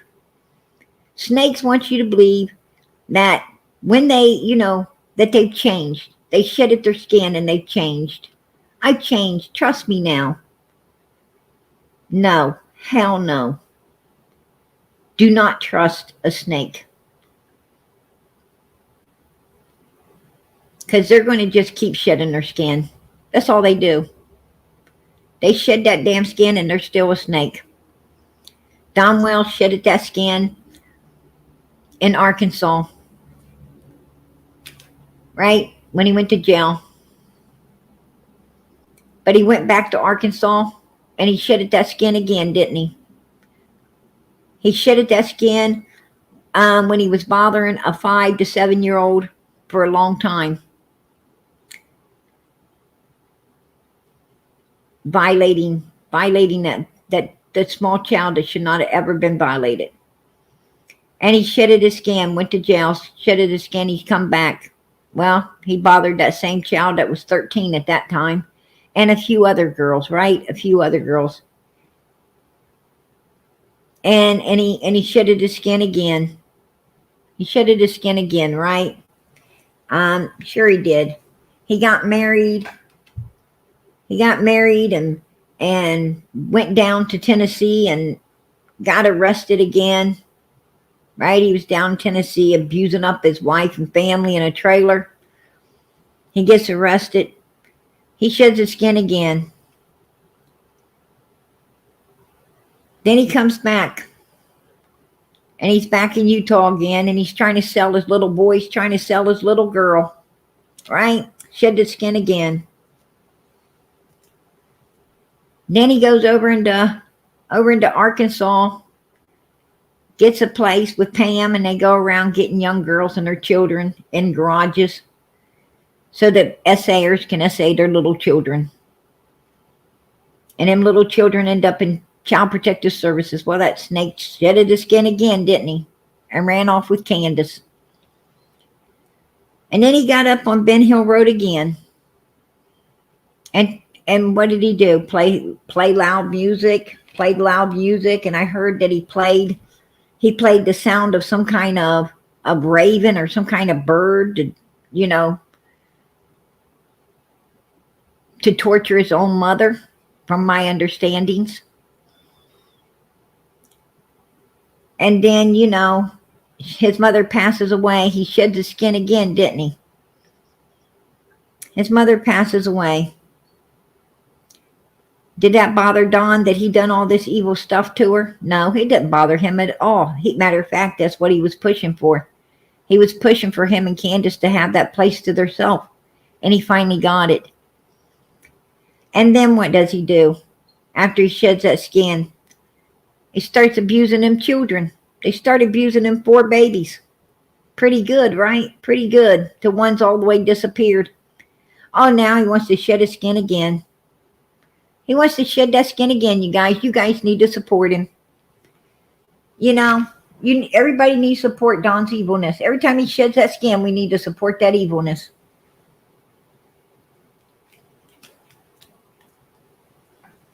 Well, I'm going to tell you what. I don't support snakes. Right? I don't support snakes. I'm going to tell you where I come from. You see a snake, you get the hoe.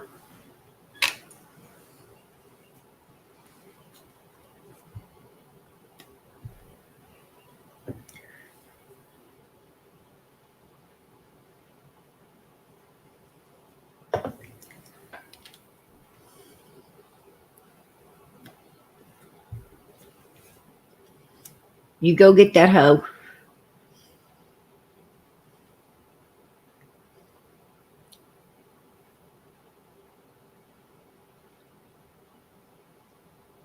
And then you wait for the sun to go down and you trash it.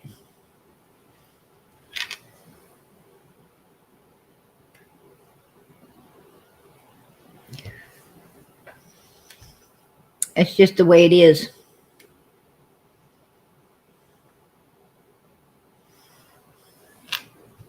I'm not going to be behind people like that. Can't be. Ain't going to be. I'm going to tell you, my God tells me not to. And I like to listen to my God. I wish everybody would listen to our God. You know, he ain't just my God. He's all of our God. God made every last one of us. Whether people want to, if you believe it or not, it's still going to be true. Doesn't matter.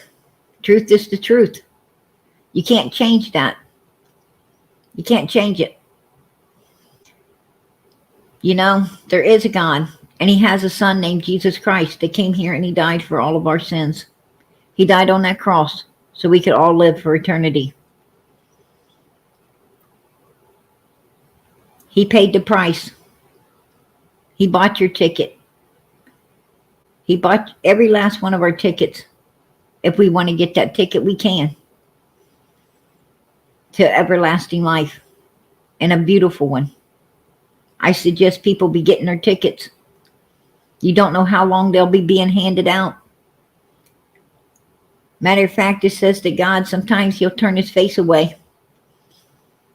And he'll turn that human over to a reprobate mind. That means you ain't going to get a ticket now. You ain't getting no ticket. Why? Because you didn't listen to God. And you didn't come when he was a calling. He called, but you didn't come. And now he don't need you anymore.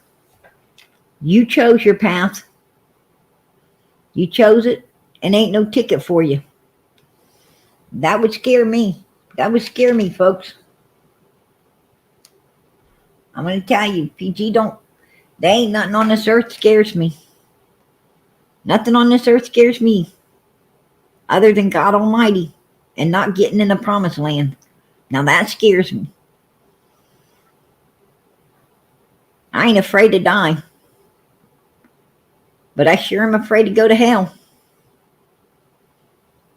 And I have no problem saying it. I have no problem saying it.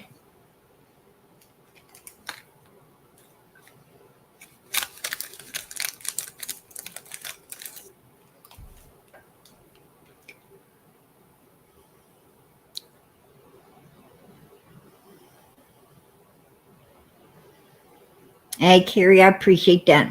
Love you, PG. Sending you and your family hugs and prayers. Hey, girl, God bless. I so appreciate it. Those prayers are worth more than diamonds, more than gold. I know that I definitely know the value of those prayers, and I so appreciate them. Absolutely, Stephanie. Absolutely. You know, I ain't come out here tonight to preach everybody a sermon. I didn't come out here to preach you a sermon. But I sure think one needs to be preached.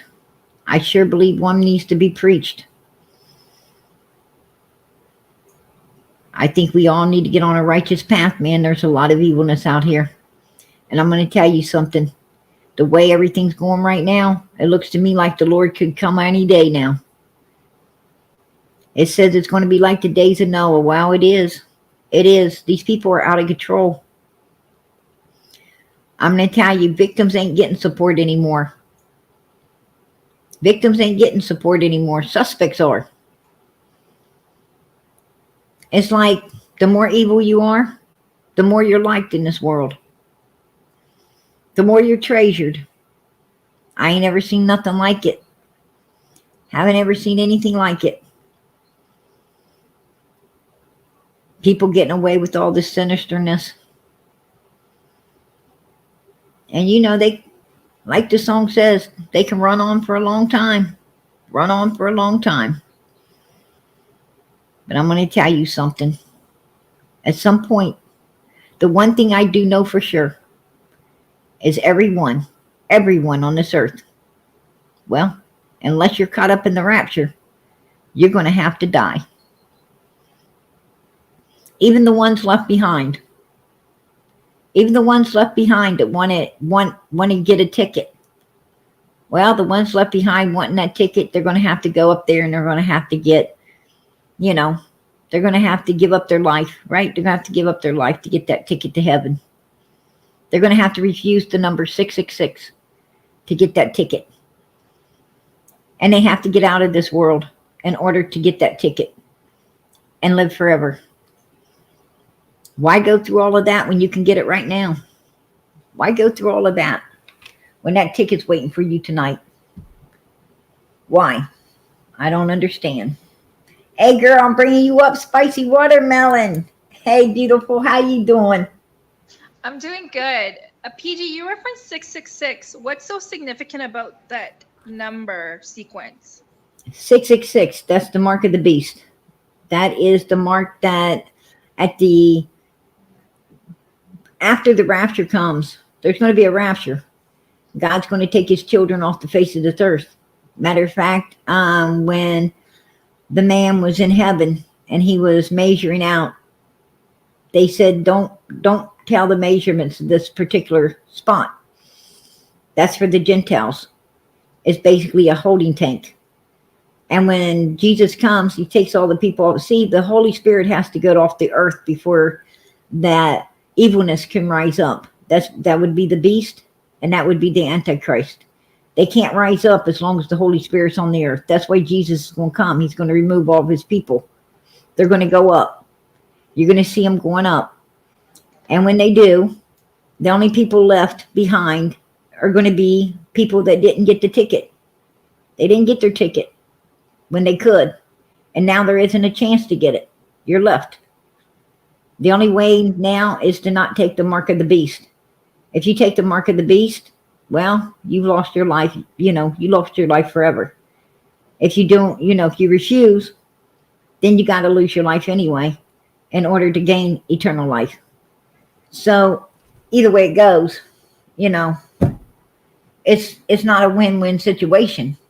The win-win situation is to get righteous through the Lord right now. Get your ticket today while you can, while they're still being handed out. Because tomorrow you could be going up, right? Tomorrow everybody could be going up. Well, you didn't get your ticket. Well, thank you for educating me on that, because I didn't really know what 666. I've been seeing a lot of 333 and a lot of 111 and a lot of 1010 and 222s myself lately. Yeah, that a lot of people try to, the 333s, angel wings, and this and that, and one thing and another. For one, I would think people would understand angels don't have wings. I would think that they understand. See, when Jesus died and he came out of the tomb, right? And the people saw him, but they saw him descend. He descended up into heaven. He didn't flap wings and fly like a bird. He descended. He just went up. And that's the way angels are. Angels just descend up and down into heaven. People, There's no wings to it. There's no wings to it. Why people always, I guess people figure if you, like, people on earth, we as humans, we have to, we feel like we need some kind of understand. When we think of someone flying, we have to have some kind of understanding. How did they fly? Well, okay, they put the wings on them so they look like a bird. A bird can fly, an angel has wings that can fly. That ain't the way it is. Our minds can't comprehend the truth. And the truth is that Jesus descends and angels descend, and they're able to do that. There's a whole lot of the human brain that we don't use, and it's blocked off. And it's blocked off for a reason. See, Jesus's brain ain't blocked off. His brain's able to descend and, up and down, and the angels are able to do that. They use their whole brains. Ours is blocked off because, God don't want us descending. But when Jesus comes back, we'll descend. If you're a child of God, you got that ticket in your pocket, you're going. If you've been letting your light burn, your candle burn, and you've been keeping plenty of oil, and that plenty of oil is,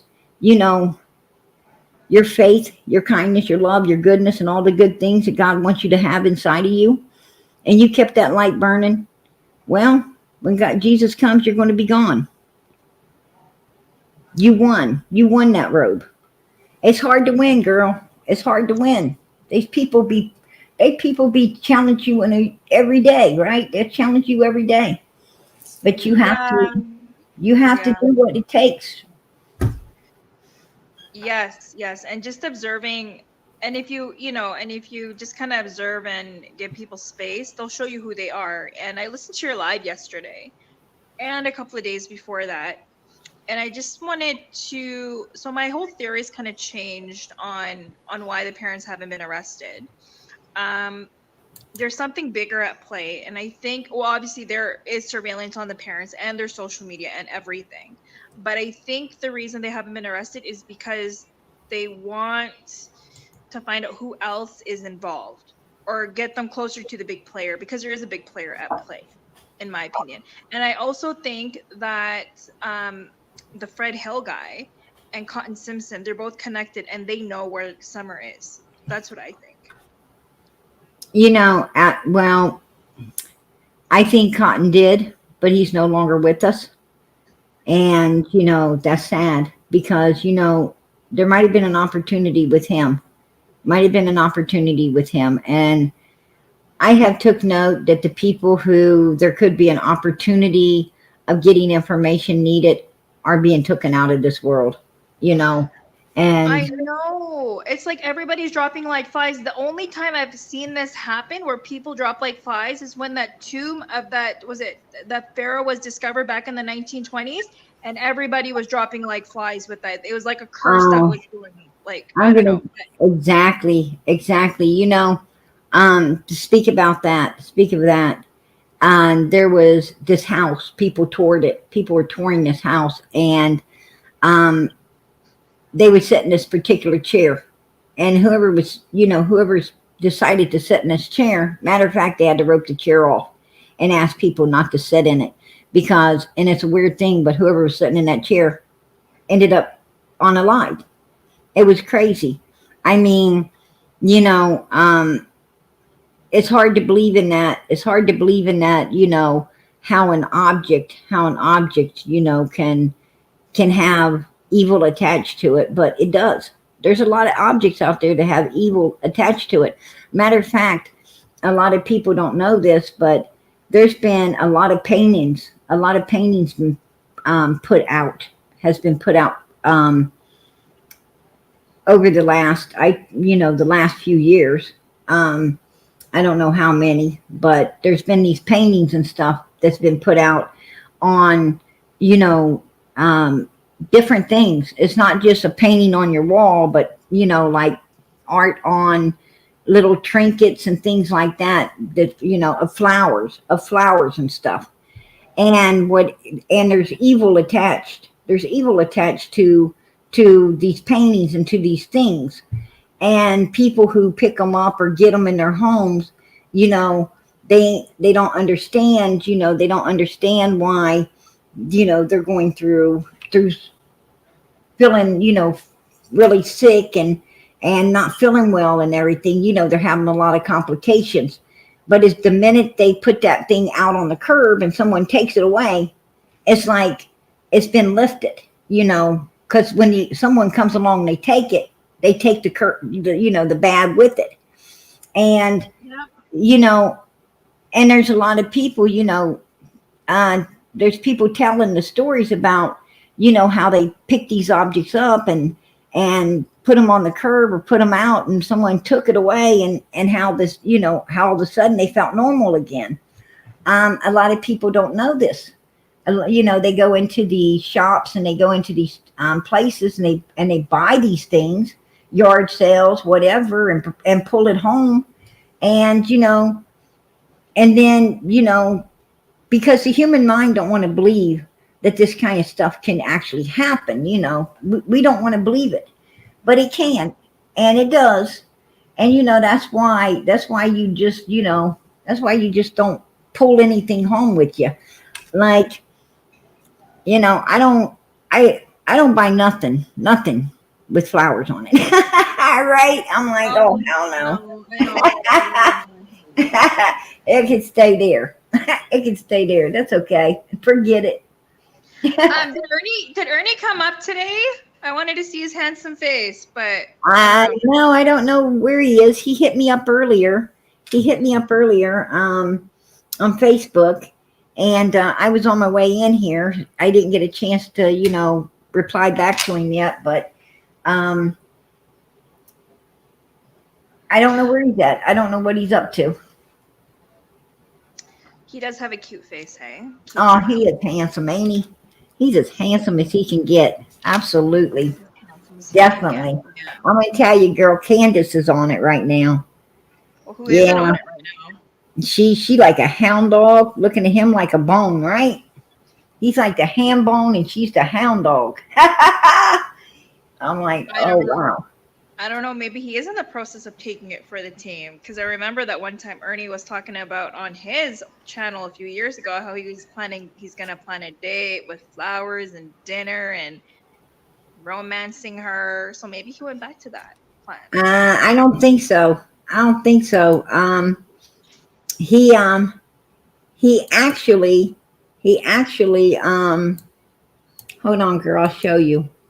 Actually, right here is his comment. She says, "Hey, it's Candus. Holla holla at me." And he's like, and then she's like, "I really need to talk to you." And he says, "Hey, what do you think you are doing, saying these awful things about me?" He said, I thought we were friends. And you know good and you know good. And well, I was not your enemy. And she says everyone is my enemy except one person. She was talking about Don Wells. He thought she was talking about Day Day. He said bullshit. One person probably using you. Yeah, Don Wells. He said Miss Daisy, but it wasn't Miss Daisy. But anyway, it's like he's like, oh hell no. You know, because she wants to go fishing in the dark in his birthday suit, and he's like, oh hell no, I'm not gonna be fishing no dark with you in my birthday suit, right? He's like, you might get hungry. And she done sunk his cell phone, right? She done suck his cell phone. So, but Well, you know, I don't know how. He might get an infection too. So I don't know how true it is, but I heard that he said just looking at her face sinks his battleship. Right? That's what I heard. I heard that battleship. I heard his battleship down there just sinks.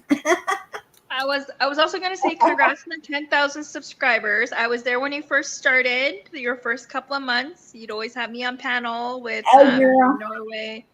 So we've come a long way as a channel collectively. So congrats to that. Yes. And yes. And I think And I think the truth will come out very soon. Like how everything is going and how you have kind of summarized everything yesterday and the nights before and the relationship that all these players play, including the children.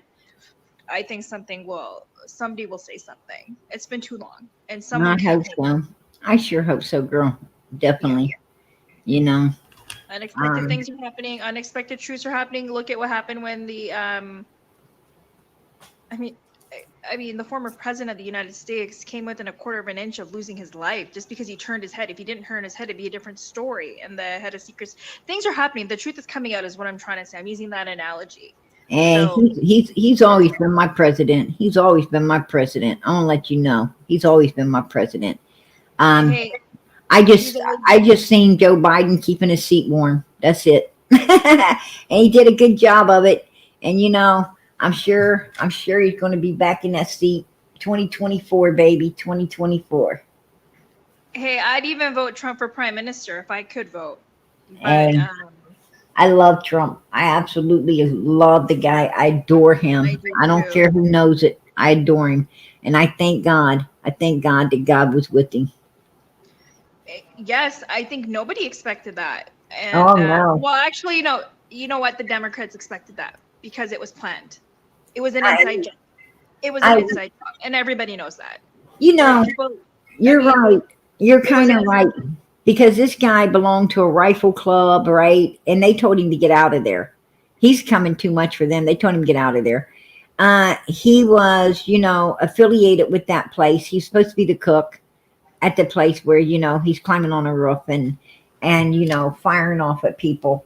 Um, you, I don't think that young boy, I don't think that young, because they wasn't trying. The funny thing is, they wasn't trying to, to unlive that, to unlive the young boy. They were really trying not to unlive him.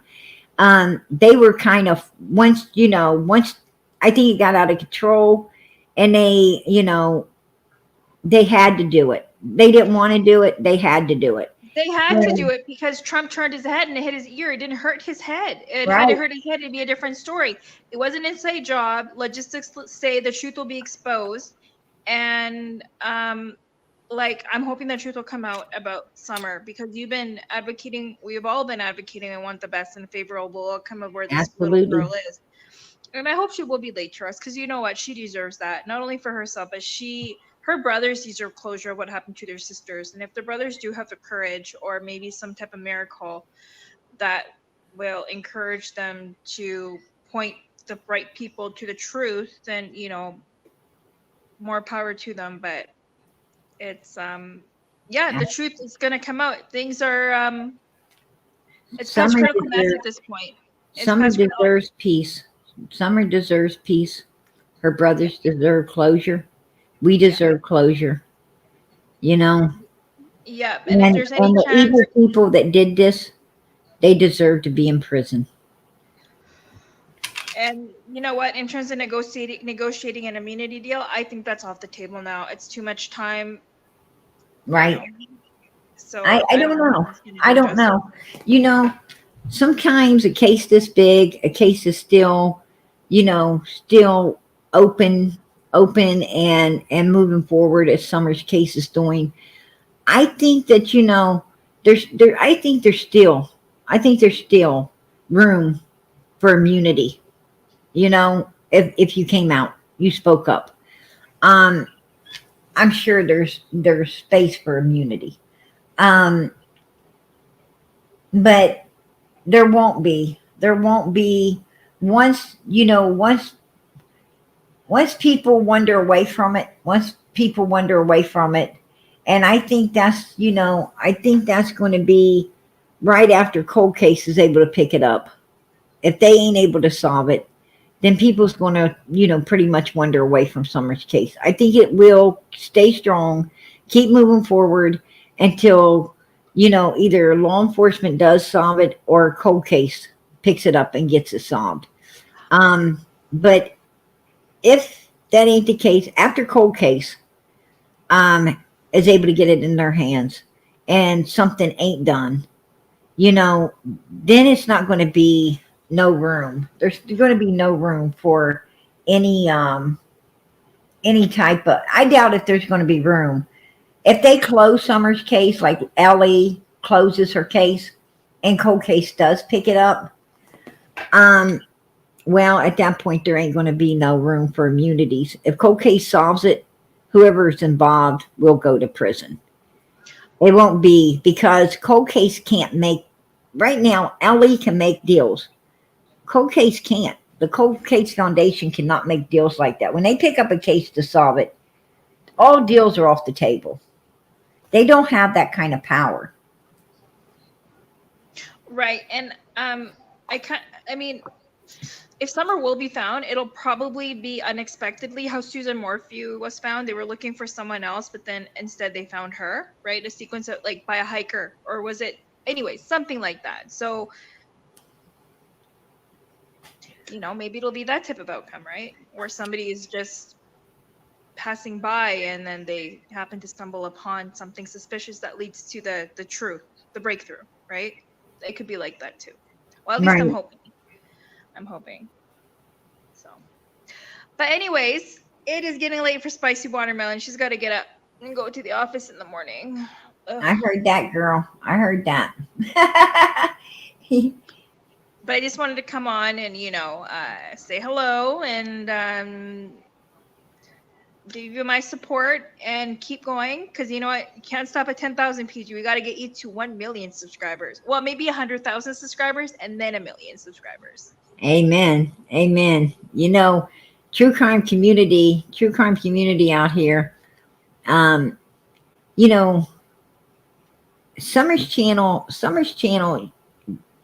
you know, reminds me, I always think, because I talk to God. If I don't get into heaven, it's because he ain't going to want to hear PG's voice anymore. But, you know, I talk to God a lot. And, you know, in Summer's channel, it seems like I'm always reminded of, you know, for my sake, you'll be prosecuted. You know, it took this long for her to just get 10,000. And, you know, sometimes I don't like to question God, but sometimes you just got to say why, right? You just got to say why. You know, you work so hard to get the truth, tell the truth. You want the truth. You need the truth. The truth is what you're, you know, putting out here. And people hate the truth. They don't like the truth. And, you know, I know that. And I know that's why, you know, why her channel didn't soar the way other channels do. But, you know, it's okay. It's okay. Because, you know, righteous people are going to always be prosecuted for the Lord's sake. Well, who knows, PG? You might have a download and say something that will lead to the breakthrough. And then Nancy Grace will have you on her show and saying, how did you do this? How did you get the breakthrough? Like, how did you know this information? That too. I did have that dream about you. Remember, I told you that, right? Your little right in the background vibrating. I'd have to tell Nancy Grace, you know, the one you need on here is God Almighty, not PG. That's all glory to him. You know, I don't even know how I got on here. You know, that's a miracle, right? So it is. She'd have to talk to the Lord. Yes, and PG, most importantly, you brought people together from all around the world, not just within the U.S. and, you know, Canada, but all over. People watch you. So, you know. And I appreciate it, girl. I appreciate, you know, people all around the world taking an interest in, you know, this form of evilness for these missing children. It's a beautiful thing to see so many people who truly care and love these victims, you know, as they should have been loved before any of this ever happened. But, you know, it is what it is. And these children deserve to be found. They deserve to, you know, obtain justice on their behalf. And these evil people, they deserve, you know, to be put away for what they've done. And it's better to be, you know, it's better to pay the price on earth than to pay it later. You know, you either going to pay here or you're going to pay later. And you pay later, you're going to be dropped at a place you don't want to be. Here, it might be a little while. But if you pay later, it's going to be eternity. And that's not good. You know, the Well people said. who do this kind of stuff need to think about that, don't you think? I totally agree. And with that said, on that note, well, Spicy Watermelon signing off. Good night, everybody. Good night, chat. Good night, PG. Amen to everybody. Hey, girl. God God bless. bless. Much love. Much love. She is absolutely beautiful. I love to see her. I love to keep an eye on her too. I worry about her. She's like one of my kids. I worry. So I'm glad she came up. Absolutely. She is. She is sweet, ain't she? She's a sweetheart. Beautiful. She's a beautiful, beautiful girl. Um,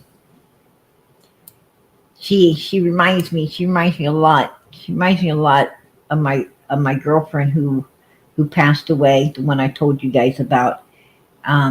She reminds me a lot of her.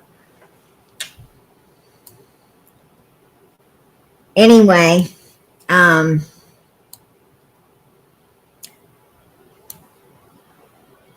I think that I think that Don and Candace really, they, especially Dom.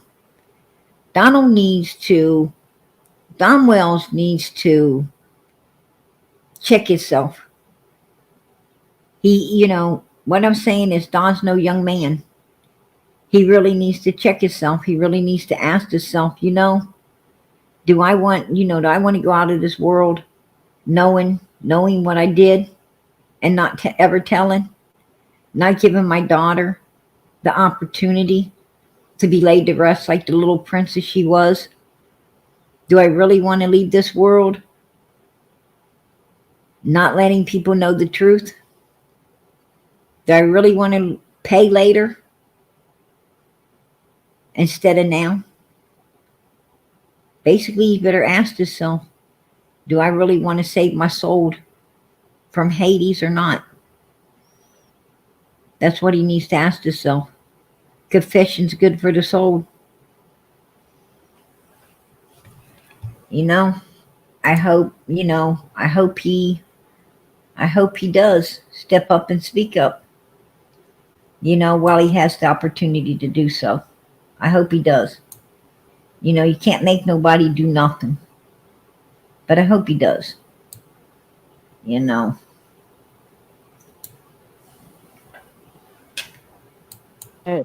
that was when Donnie's coworker Dudley was there. And he went to work with Donnie in Donnie's truck in his 18 days. 18 days before Summer came up missing.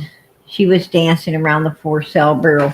It was exactly 18 days before Summer came up missing that Don Wells took a picture telling Summer how sorry he was. I'm sorry, Summer. I love you, Summer. I'm so, so sorry. Because he knows that he was going to pull through with whatever happened June 15th, 2021. I'm telling you, in my opinion, whatever happened to Summer Wells was already pre-planned way before she came up missing. Way before she came up missing. What happened to Summer was planned when they cut all of her hair off of her head. When they took those razors and shaved that baby's head to the scalp, that's when that plan was completely put into action and worked on and carried out June the 15th, 2021. I truly believe all the signs, all the evidence, points to this being pre-planned. All the evidence. Fact, they cut all of her hair off, completely shaved this little girl bald. Completely. That's a fact. Cannot deny it. We cannot deny it, you guys. It was fact. She did not cut the back of her hair. Her hair was beautiful. Candus had took her. We saw it. We saw it in the picture with Robin holding her. We saw it in the picture, her walking away at church in her little dress. We saw that her hair was professionally cut in the back, shaved, and then the top of it left long, the way a lot of women were cutting their hair at that particular time. Even Hollywood, they were cutting their hair like that. They would, cut their hair. I'd say it was probably like a two or three on the sides and the back, and then the top was left long. And throwed to one side or the other. It's just the way it was, just a hairstyle that a lot of women, teens, kids were getting. It was a fad. It was a fad, you guys. And Summer had the fad. And she could have went to school with the fad and looked beautiful. She could have went to school with it and looked beautiful. And even if they wanted to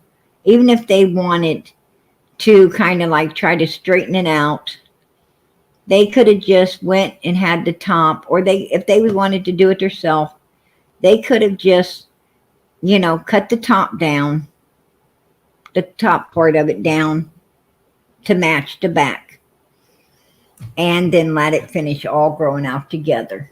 There was no reason to scalp her like that.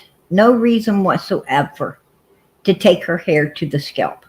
No reason. Absolutely not. And, so we know, and that's fact. That's fact, you guys, that we saw the picture of her hair completely gone. And we also know that they said on the news and they lied about the boys' hair being cut, and she wanted none of the boys' hair was cut, just Summer. Just Summer, y'all. Just her. And then we also saw and heard Dom Wells say that he was crying in that picture 18 days, the same day she was dancing, and he was holding her 18 days before. We heard Dom Wells say out of his own mouth, I was crying in that picture, telling Summer how sorry I was. I love you, Summer. I'm so sorry, Summer. I love you. And Dudley said that he saw him come out of the house and they took Summer somewhere. Well, Donnie Candus hasn't ever explained where that somewhere was. They don't even want to talk about it, do they? Where did they take her that day? We don't know. We don't know, y'all. We have no idea where they took her. And also, we know that for a fact because Dom Wells said it. Dom Wells told on himself. We know they came out of the house and took her somewhere because Dudley told that they took her somewhere. That Don and Candus was taking Summer away someplace on that particular day after having her dance in the rain. Okay. Now, we know for a fact also that Dom Wells on June the 14th started driving the Subaru. We know for a fact that he went to work and fired Dudley to blame on the 15th when Summer came up missing. We know for a fact that Dom Wells on the 15th drove the Subaru to work again.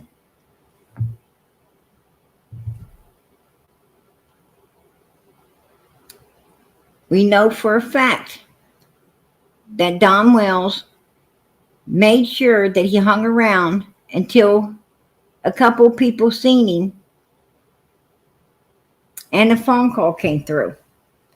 We know for a fact that Dom Wells blamed his co-worker immediately that he had fired the day before for that very reason, in order to blame. That's a fact. These are all facts. And all of these facts add up to what? Pre-planned, premeditated, and carried out June the 15th, 2021. By who? Dom Wells, Candus Wells, and Candus.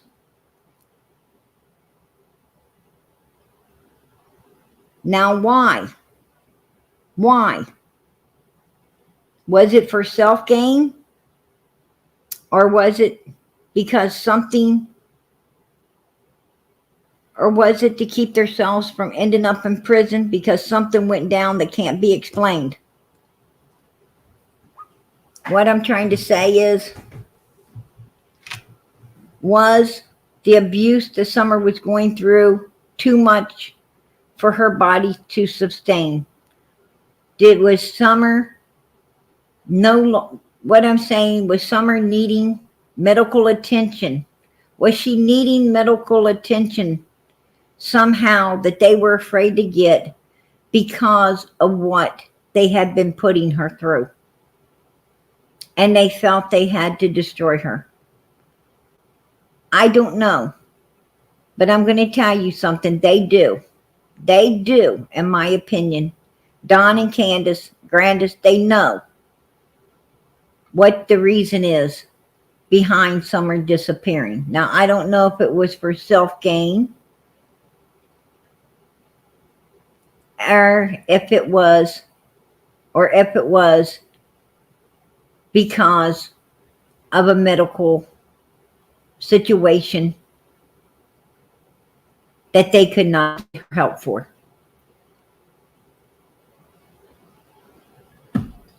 I don't know. It could be both. That's true, 77. It could be both. I don't know. I don't know. I don't know, y'all. I mean, you take a 5-year-old that, you know, you got this dirty person showering with them, sleeping with them every night, you know, in his birthday suit. You know, I don't care for Dom Wells at all. He's an evil piece of crap. He made a statement that every time he gets up to go piss, he thinks about Summer. Think about that, you guys. Think about that. These people are sinister. They're sinister. That's a fact, too. That's a fact. They are evil. And I'm going to tell you something. I'm not going to give Candus, I'm not giving Candus any more slack than I would give Dom Wells, because she's an evil ass bitch that could have saved her children long before she did and didn't. She's as evil as Dom Wells. Matter of fact, maybe even more evil. Maybe even more evil than him. I have nothing for that woman. She is a selfish, self-seeking, self-serving, selfish bitch.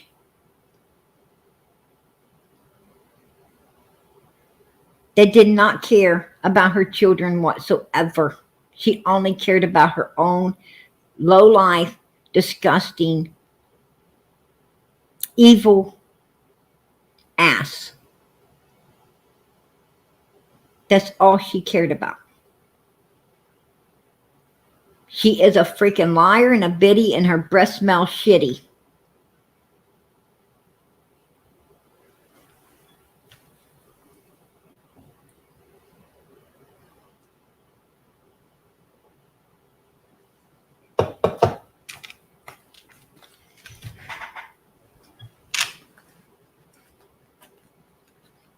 And you guys already know where I think she could rot.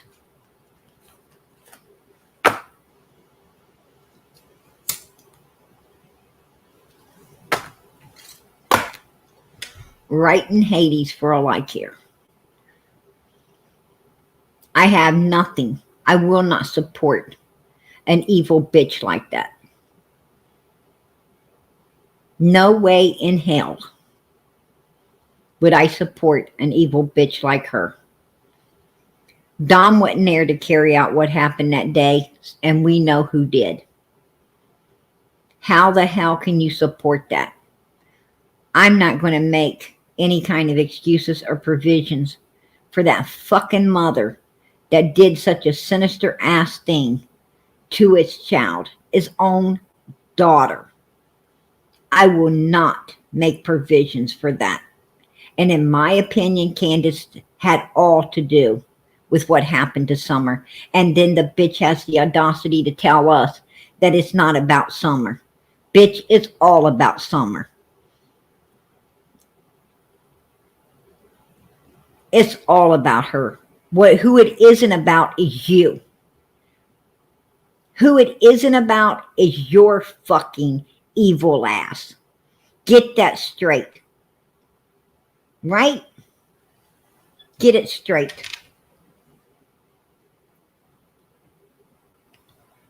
Just saying.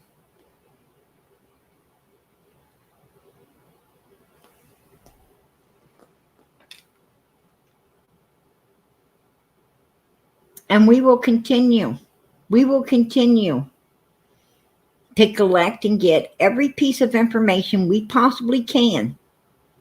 Right? We will get every piece of information we possibly can, wherever we can. Oh, we ain't done. We ain't done by far. There's a whole lot of people with information, and we will continue to get it. We will continue to make it our business to talk with whoever we have to get the answers for Summer Moon Utah Well. And by God, by the end of all of it, we will. We'll have them. We'll have them all. And we've already got a whole lot. We've got a lot. We've got all we need, if you ask me, to solve it. We already know who the real culprits in all of this is. The fuckers that can't clear themselves after 3 years. Don, Candus, and Grandus.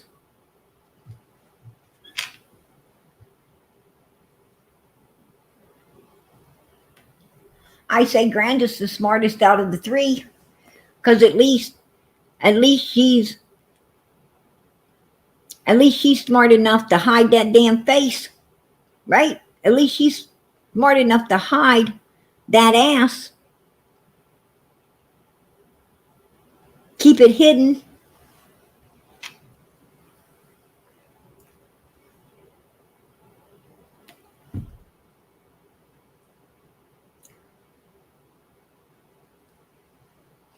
Exactly, Carrie. Exactly, right? It's disgusting. It's disgusting. You know something? As mothers out here, we want our daughters to be more beautiful than we are, right? Man, I wanted my daughter to be way more beautiful than me. Right? I pray my daughter. My daughter is beautiful. She is beautiful. Absolutely adorable. And I pray that, the older she gets, the more beautiful she becomes. I hope to look at her picture one day and say, damn, she topped me, right? She topped me. My daughter's smarter. She's more beautiful. She's got the life I only wished I could have had. I was a good mother.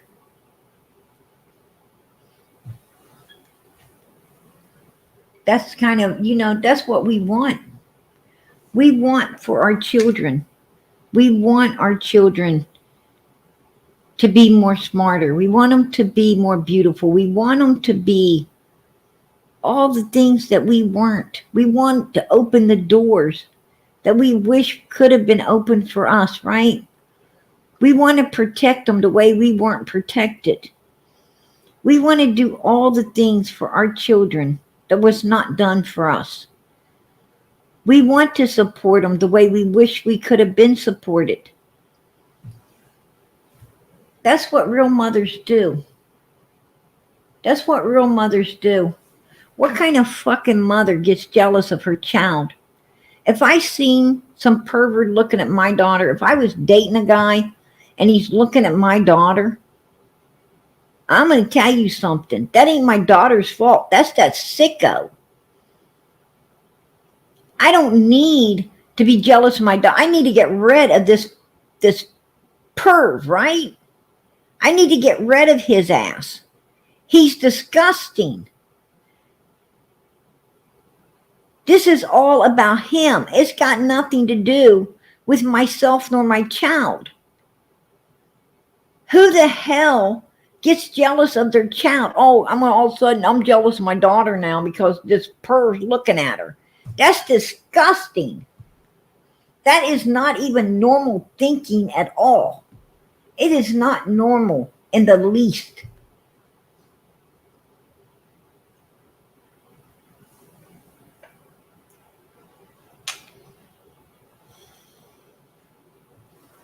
Not in the least. You want your child to be beautiful. You want your child to be all it can be in life. Well, Candus didn't want all of these things for Summer. She was jealous of the little girl. That's why she says it's not about Summer. It's not about Summer because she done had enough of Summer, right? She done had enough of Summer. Sleeping in the middle, showering with daddy. She done had enough of her. Thinking that other people, do you know she made a comment that Dudley was staring at Summer and she felt it was in the wrong way? That he was looking at Summer and she felt it was in the wrong. She knows she was jealous he wasn't looking at her. And Dudley said, yeah, I was looking at Summer. I was trying to figure out if that was a boy or a girl. I'm pretty sure it was a girl, but I couldn't figure out why they cut all her hair off. I couldn't figure out why they do that to a little girl. It could be a boy, maybe, because I don't know if they do that to a little girl. Sure, he was looking at her. He was looking at her because he couldn't believe that two people could be so fucking evil to do such a bad thing to a child. But Candus was jealous because she didn't understand that this is what this man was thinking. Because she's got a dirty mind. Her mind is the one that's filthy. She's the one with the filthy mind. Hey, Christina, I appreciate that. I appreciate it. God bless. New YouTube member. God bless. I appreciate you supporting Summer's channel, hon. But it was Candus. It was Candus with the dirty mind, not Dudley. It was Candus jealous that he wasn't paying attention looking at her. Well, maybe she should have took her hair down to the scalp, right?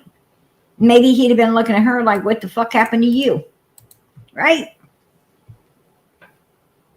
He might have been looking at her like that.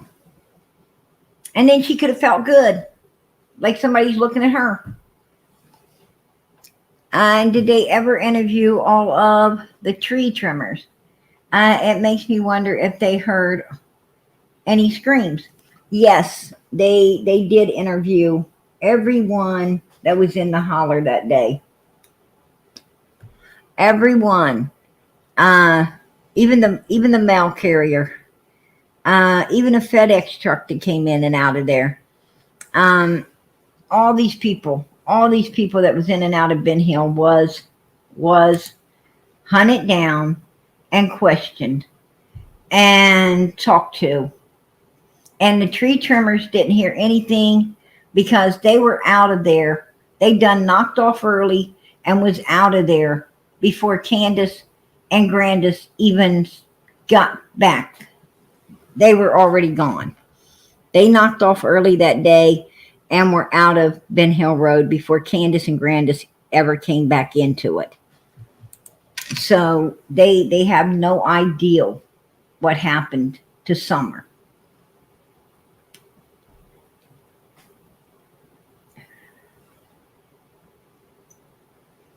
Jody Sue Brown is a liar about the screen. Candus called Jody Sue Brown and asked her to change that screen from 440. This is when it was at 442, 447. Jody Sue has moved it back to 430 now. Now it's back to 430. But back when she was first saying it, it was 442, 447. And Candus actually asked Jody Sue to change that screen to 542, 540. They were off an hour. They was off an hour. Summer wasn't even supposed to be missing yet. And once Donald got clarification that the damn screen didn't fit his timeline, and he went back to Candus and told her that the stupid screen ain't fitting the timeline, you dumb bitch. You're an hour off. Candus got a hold of Jody Sue and tried to get her to change the time of the screen. And Jody Sue's like, they done found that, they done said, found it with the screen because nobody else is hearing one. And I'm not going to, I'm not going to go back and say, oh, excuse me, but that was at 5 something instead of 4. She wasn't going to do that. She wasn't about to do that. She was, she wanted to hold. Jody Sue wanted to make, change up nothing to keep her support going, to get her out, out of Ben Hill Road. And she was going to stand firm. She's going to stand firm on the stuff. PG, do you know if Ellie was able to check out the vehicle Fred and Laura took off, and if cameras at the dump were checked to see what time Fred and Laura arrived and how they were acting? As far as I know, Allie did not check Fred and Laura's vehicles. No, they didn't.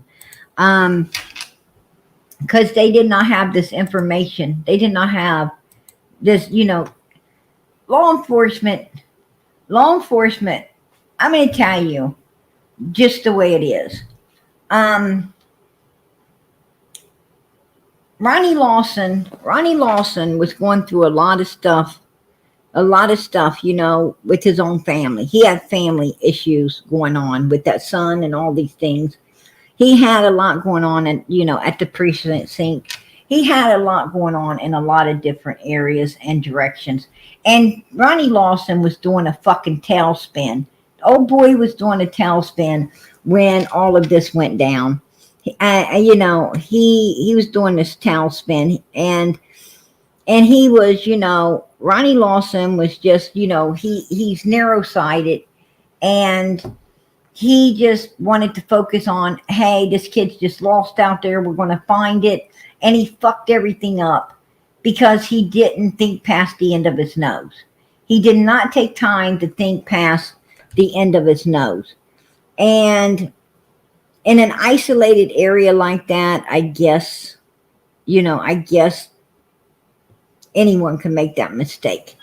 But he made a grave mistake when he had used his narrow mind, didn't think past the end of his nose. He dropped the ball. He couldn't pick it back up. And,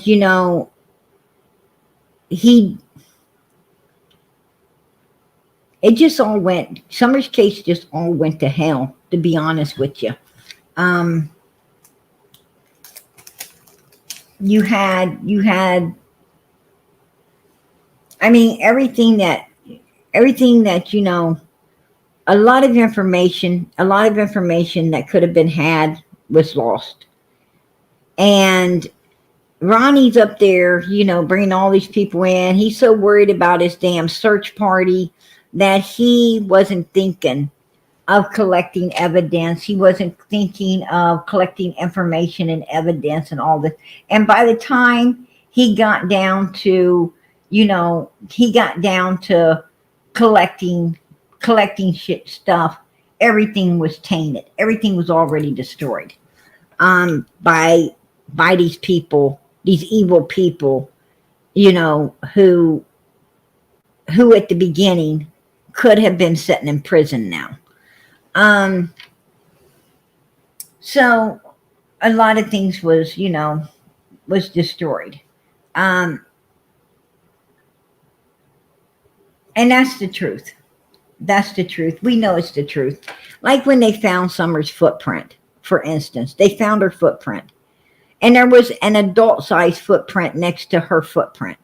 Well, they couldn't do nothing with either one at that point because um, they had, they didn't know if that was possibly someone with Summer or someone searching. They put so many people out there that the evidence was tainted. It was tainted. And that shouldn't have happened. That shouldn't have happened. Every missing child's case should be treated as a criminal case from the beginning. It should be, what I'm saying is when law enforcement comes in, everything should be roped off. The people there should be removed immediately. Immediately, Don, Candus, Grandis, the boys, they should have all been removed. They should have been split up in different cop cars. The 3 boys should have been put into a police car. Grandis should have been put in one. Candus should have been put in one. Donald should have been put in one. They should have all, CPS should have been called to meet law enforcement at headquarters. All of them should have been took down. All of them should have been took downtown by law enforcement. There should have been detectives waiting to speak with each one of them. When they got to headquarters, they should have all been separated. The 2 younger boys should have been separated from the oldest boy. And Candus, Grandis, and Donald should have been separated into different interrogation rooms. And they all should have been interrogated separately and gotten all the information from them right then and there. But that wasn't done. That wasn't done, So a lot of evidence and a lot of things, if one of them would have cracked, well, we don't know if one would have cracked or not now because it wasn't done, right? It wasn't done. So that's what it is, you guys. Everyone that was on Ben Hill Road the time Summer went missing are all suspects, in my opinion. And they keep, in my opinion, and they need to get them all back in and interrogate them one by one. Then let's see what the result is after that. And Carrie,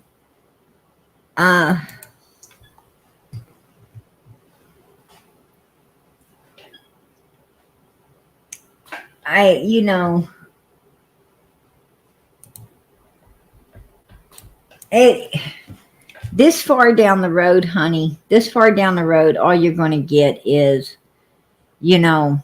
bad memories. You're going to, not bad memories as in something bad happened. You're going to get bad memories as in, I don't remember. It's been 3 years. What do you expect out of me? I don't know what I had for dinner yesterday. How are you going to ask me what I had for dinner 3 years ago? This is what you're going to get. You're going to get a lot of people, acting like all of a sudden, they have Alzheimer's or dementia. They don't remember anything. And, and law enforcement it's just going to be a waste of taxpayers' money to do that. It's just going to be if they didn't want to go to prison then, they sure ain't going to tell nothing to go to prison now. And that's what you're going to get.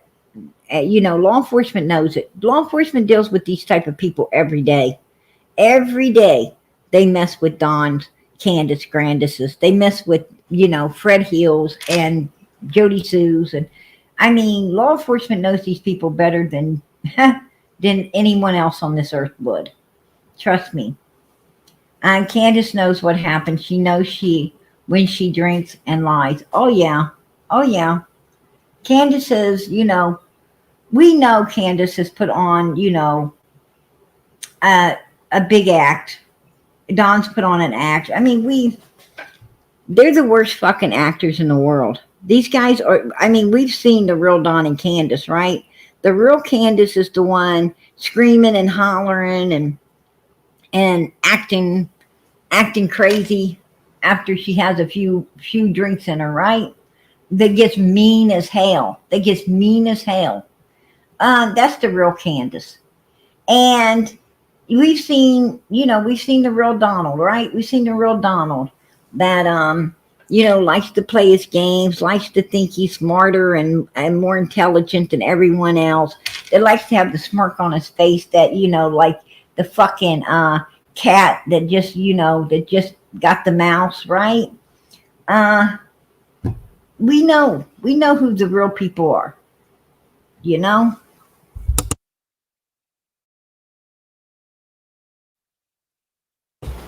So yeah, absolutely. I agree. I agree, Australia. I agree that, I think there is enough solid evidence to prove that what happened to Summer was premeditated and carried out. And that's all they need. That's all they need to prove that Don, Candus, and Grandis was involved. That's all they need. All they need is to know that he changed up the vehicles, fired somebody to blame it on, cut this child's hair, went somewhere with her, had her dancing on a video and then took her someplace, nobody knows where. I mean, amidst that he's crying because he knows she's going to be gone, telling her how much he loves her and cares about her, and there's enough evidence, hard, solid evidence, to prosecute the hell out of him. There's enough there's enough evidence surely to implicate that these three people had all to do with this child missing, in my opinion. And if I was on a jury, I'd definitely convict them. After hearing it, I would definitely, seeing the evidence, I would convict them for what happened to Summer Moon Utah Wells. Absolutely. Even without, Summer, without the victim, I'd still prosecute. I would still bring in a guilty verdict on them. And I think most people would. Why they ain't been prosecuted, I don't know. But Don did make a statement. He made a statement that he sold a video that this particular, pretty wealthy man, calls him on the phone and tells him, why did you sell a video? People saying, bad things about me now. And, does Don and Candus do they have footage of some, very, influenced people that they could possibly, get in a lot of trouble? I don't know. Is that why law enforcement went in and busted into the safe to maybe try to get what they could, some of that video? Is that why law enforcement was sent in there to do that when nobody was home? To try to get a hold of something that they don't want being exposed? I don't know. It sounds like something. To me, it sounds like Donnie Candus has something on somebody, because the average person, you or me would have done been prosecuted had this happened in our home, right? If this would have happened with our child, we'd have done been prosecuted. Why they haven't been, I don't know. I have no idea, you guys. You got to wonder about that. Why are they allowed to say whatever they want and not get in trouble for it? I'd like to know that too. I like to know. I mean, there was a guy, right, that there was a guy that committed a crime. He confided it into his girlfriend, right? He confided it into a girlfriend. And that girlfriend told law enforcement. They told law enforcement about it. Law enforcement, you know, had her, they literally had her, you know, wired up. They had her wired up, and she was talking to him about it, but he didn't admit it. He didn't admit it again for her. But then he went to a bar, and he was sitting at the bar talking to a friend, and he admitted it to the friend. Well, the friend happened to record it, right? The friend happened to, you know, already know that, you know, this guy's accused of this. And the friend just happened to have, you know, their cell phone on when they saw him coming in, turned it on. He sat down. They talked. The friend didn't know if he'd get anything. He wouldn't get anything, but he did. The girlfriend didn't, but, you know, wired up. But the friend did. And they prosecuted this guy. They literally prosecuted him on the recording the friend got. So I don't know. I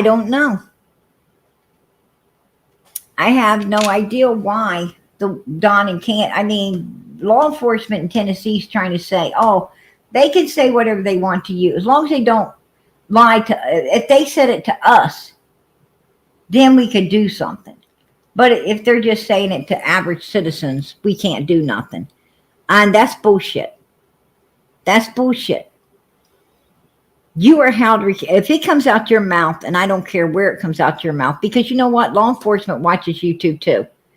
And law enforcement is one of us. So if they're saying it to us, they are saying it to law enforcement. And law enforcement can prosecute upon it. I don't even care. You know, they're putting it out in public. Nobody has to wear a wire. I mean, they had Fred Hill wear a wire to try to get information to be able to prosecute Don and Candus, right? Okay. Well, you know, it's the same thing out here. I mean, we don't even have to wear a wire. We don't need a recorder. It's recorded. Everything Don says is already, I mean, what's the difference in law enforcement putting a wire on me and having me go talk to Donald, and Donald saying, you see this picture? I was crying in it because I knew my daughter's going to be disappearing. Right? What's the difference in that and him saying it out here in public? None. They can prosecute. I don't know why they're not prosecuting. That's the question we need to be asking. Why are they not prosecuting? We know they got all of this solid information. We know they got facts, and it's solid enough to prosecute upon. Why are they not doing it? I don't know. That's a question for law enforcement. Might want to ask the governor why. You know, I don't know. But it is a question. And Ziggy is disgustingly, she's disgustingly, and Ziggy disgusts me marrying a criminal, expecting her daughter to be around him. That is so wrong on so many levels, in my opinion. I agree. I have to agree with that. That's true. You guys. Absolutely. Anybody, you know, our children depend on us. Our children depend on us to keep them safe. They depend on us to be there for them. They depend on us. You know, what I'm saying is something bad goes down. Our kids depend on us to be standing in front of them, not behind them. And it's our job. It's our job to make sure we don't bring nothing home that will harm our children, let alone us. you know, let alone us. But you know, some people drag snakes in the house, right? Some people drag snakes in the house because I don't know why. You know, some people, you know, some people don't know their worth. They don't know their value.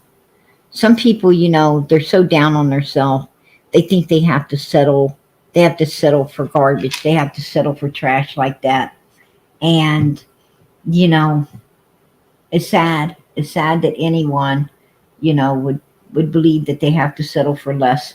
You know, um, a lot of people, you know, a lot of people think that at one time they could say, "Who will I have?" And then, you know, as they get older, or as they get, you know, as they gain weight, or you know, they they feel that, you know, it's who will have me. You know, they're down on themselves. Um, that's a number one mistake. That's a number one mistake. Humans should always know their worth. You know, I don't care what you look like. I don't care, you know, I don't care how old you are. I don't care what you look like. It doesn't matter. It should always be, who will I have? It should not ever be, who will have me? It should always be, who will I have? What I'm saying is, you know, you should know your worth. You should know that you're a good person. You're a beautiful person. And you know, everybody don't deserve you. Everyone does not deserve you. The one that deserves you is, you know, better than Fred Hill. What I'm saying, the person that deserves you is someone's going to truly love you, not use you. Someone that's truly going to be there for you. Someone that's going to, you know, build you up and not beat you down. Someone that, you know, that has, that is God fearing, law abiding. Someone that you don't have to be afraid of. You really, you know, should not ever settle. Don't ever settle for someone just to have someone there. It's better to be alone than be in the company of an evil human being. Something you really don't want. You just want something. That's that. Don't settle for that. Don't settle for that. You know, it's better to be. Like I said, it's better to be by yourself than to get with that, because all you're doing is, you know, you're just causing yourself a lot of misery and a lot of grief that you didn't need to. PG's 100%. We need to protect our babies at all costs. That's right. Our grandbabies, our babies, our great grandbabies, absolutely. You know, we need to be protecting these children out in this world, and always watching over them. Always watching over them. I'm going to tell you, I had a neighbor. That came out. They were sitting out with their baby, little baby, and I don't know why they got up, ran back in the house. It was only gone for a few seconds, but they got up and went back in the house real quick, came back out. But what time they went in, I made sure I kept an eye on that child out my window. I made sure that I kept an eye on that baby until they came back out. And that's what we're supposed to do, y'all. That's what we're supposed to do. And I'm going to tell you, if I would have seen anyone approach, I would have been out my door, standing behind them, saying, "What the hell you doing?" You know, it's just the way it is. We got to watch out for one another in this world. Now, I know my neighbor, you know, don't know that I seen, or that I was, you know, that I was keeping an eye, but I was, because that's what we should do. God put me at that window. God put me there, my feet there at the time, to see that. And he put me there to watch over that child. And I know it. God don't put your feet anywhere they ain't supposed to be. And your eyes ain't going to see anything that God don't want them to see. So, watch out for other people's children. Always do the right thing. You know, um, everything on this earth tarnishes, rots, gets old, disappears. Those gifts in heaven don't. Those gifts in heaven, let me tell you, they last forever. Just like we will when we get there. Make sure you're laying your gifts in heaven. Do good deeds, you guys. Do good deeds. Always do righteousness. Even if other people ain't. Don't let people deter you from doing righteousness. That's the devil. That's the devil. The devil wants you to go to Hades too. That's why, we got to win that white gown. Because we got to not let evilness deter us from continuing to do good. But PG's going to get out of here. I'm going to say good night. God bless. Much love. And keep the prayers going up. Please keep the prayers going up for Summer Moon, Utah Wells. From our lips to God's ears, He hears us. He hears us, you guys. We know that through Jesus Christ, we get God's attention. So pray. Put your head down, your hands together, and let God know that we want this baby found, brought home, and justice served in the name of Jesus. Amen. Pray for this little girl. Pray for all these missing children, and pray for one another. This is an evil world out here, you guys. We could all use all the prayers we can get. So keep them prayers going up. Keep the prayers going up. I tell you, it's a good thing to become prayer warriors in this world for one another, because everyone's needing prayer, especially these missing kids to be found, brought home, justice served. So keep them prayers going up. Good night. God bless. Much love.